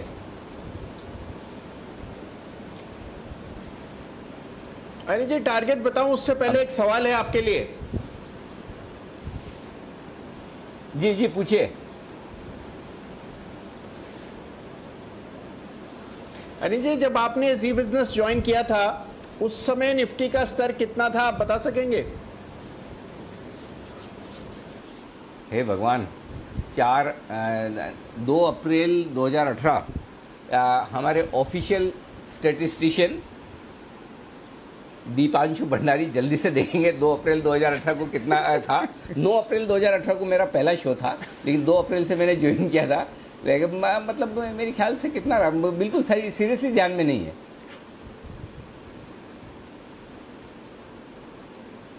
अरे जी देखिए, हमने मिलके 11,000 देखा, हमने 12,000 देखा, 13,000, 14,000, 15,000, अब 16,000 भी देख लिया अनिल जी। तो अनिल जी जो भी स्तर आएंगे मिलके देखेंगे अनिल जी, तो 17,000, 18,000 दोनों लेवल्स भी देखेंगे, उसके ऊपर भी देखेंगे अनिल जी। तो इसलिए कोई स्तर नहीं दे रहा हूं, लेकिन जो भी लेवल आएगा हम सब साथ रहेंगे अनिल। ये बात सही है, दूसरों के लेवल ध्यान रखने के चक्कर में मेरा खुद का मैंने ज्वाइन किया उस दिन का लेवल मुझे याद ही नहीं रहा। तो चलिए बिल्कुल लेवल जो भी देखेंगे साथ साथ देखेंगे। वागले साहब, आपको क्या लगता है कहां तक जा सकता है निफ्टी? अनिल जी, मुझे लगता है 17,800 से 18,000, जो सुमित जी ने बोला 18,000, उसके आसपास अगर आप 1 साल का टाइम फ्रेम देते हो तो उधर तक 1 से 1.5 साल में जाना चाहिए। और इम्पोर्टेंट बात यह है कि हमने 2-3 हफ्ते पहले वो शैडो की डिस्कस की थी, उसका जो स्विंग लो था 15,400, वो ब्रेक नहीं हुआ है, 15,500 से घुमा है, वो उसका सिग्निफिकेंस है, मतलब वो एक स्ट्रॉन्ग सपोर्ट के तौर पे एक्ट कर रहा है। और ऊपर में 10 to 15% मूव बिल्कुल आ सकती है। 17,000, 17,500, 800 ये मेरा टारगेट होगा।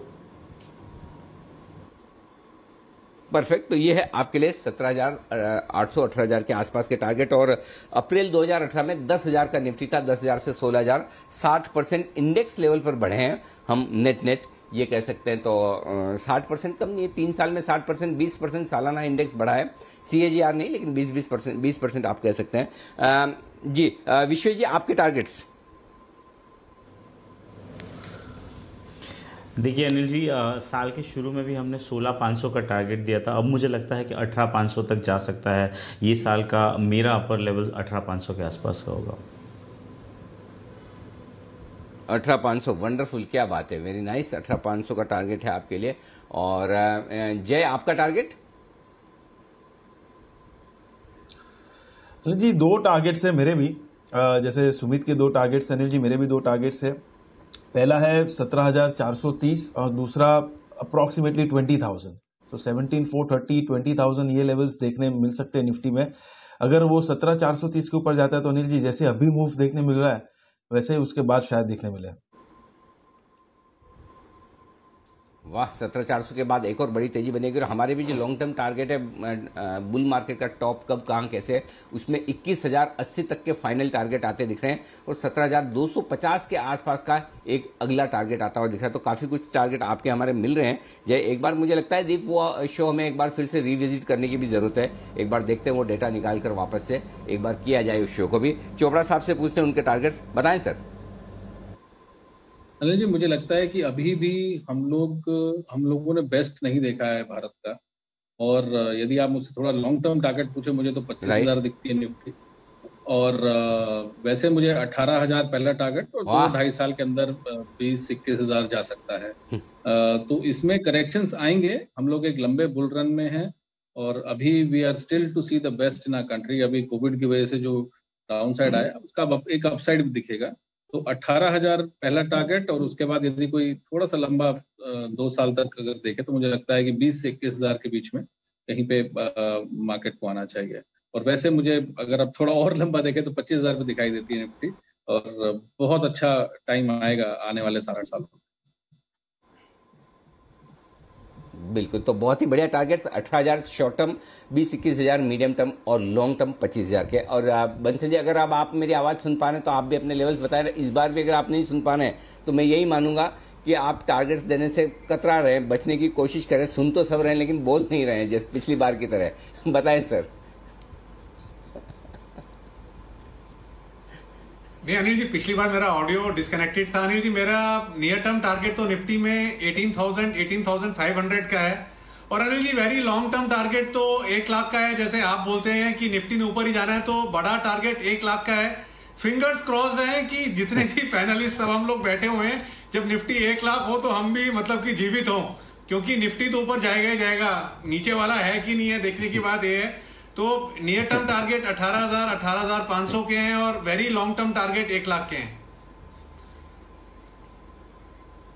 बिल्कुल, इंसान हो या निफ्टी, अंत में जाना ऊपर ही है। बस आपको ये करना है कि निफ्टी जब तक ऊपर न जाए, आपको हमको ऊपर नहीं जाना है, नीचे बने रहना है। निफ्टी तो अपने आप चले जाएगा। निफ्टी की चिंता छोड़े बगैर सिर्फ अपनी हेल्थ की चिंता करें, इन्वेस्टेड रहें। वेल्थ अपने आप बनेगी इस मार्केट में, जो कि बन रही है। जो टिके हुए हैं, बने हुए हैं, डटे हुए हैं, उनको पैसे भरपूर बनते हुए दिखे। और जिन्हें ये डर है बहुत बढ़ गया, ज्यादा हो गया, ये हो गया, वो हो गया, क्यों चल गया, क्या हो गया, ये सब खराब, वो सब खराब, कोरोना खराब, इकोनॉमी खराब, सब कुछ खराब, उनके लिए वाकई में सब कुछ खराब है। लेकिन जिन लोगों ने भरोसा रखा है पैसा लगाया है, अच्छी कंपनी के शेयर खरीदे हैं, म्यूचुअल फंड्स में इन्वेस्ट किया है और टिके रहे, बने रहे, वो आज सारे मुस्कुराते हुए चले हैं। जी चोपड़ा साहब कुछ कहना चाहते हैं? जी चोपड़ा साहब।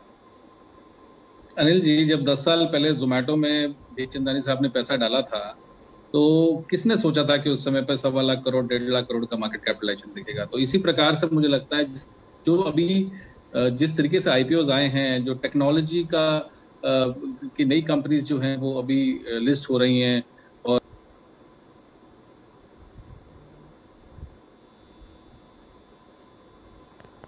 बाकी है, जैसे मैंने पहले भी कहा, अभी हम और आगे बहुत अच्छे स्तर देखेंगे। नए टेक्नोलॉजीज जब आएंगी वो रीडिफाइन करेंगे इंडियन इकोनॉमी की और हमारे मार्केट्स को। तो जो नए लीडर्स होंगे, हो सकता है कि पुरानी कंपनीज जो हैं या पुराने जो बिजनेस मॉडल्स हैं वो आउट हो जाएं या थोड़े धीमे पड़ जाएं, मगर नए बिजनेसेस आएंगे, नई कंपनीज आएंगे, नए मॉडल्स आएंगे।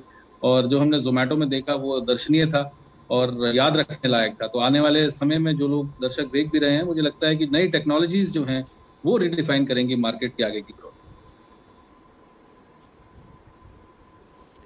परफेक्ट। तो ये है आपके लिए हमारे एक्सपर्ट्स की तरफ से एक जल्दी से छोटा सा अच्छा वाला पोल। आइए, इस ऐतिहासिक ट्रेडिंग सेशन में हमारा साथ देने के लिए आप सब लोगों का दिल से बहुत बहुत धन्यवाद। कल सुबह फिर से आप सबसे होगी मुलाकात। मुझे और दीप को दीजिए इजाजत। नमस्कार।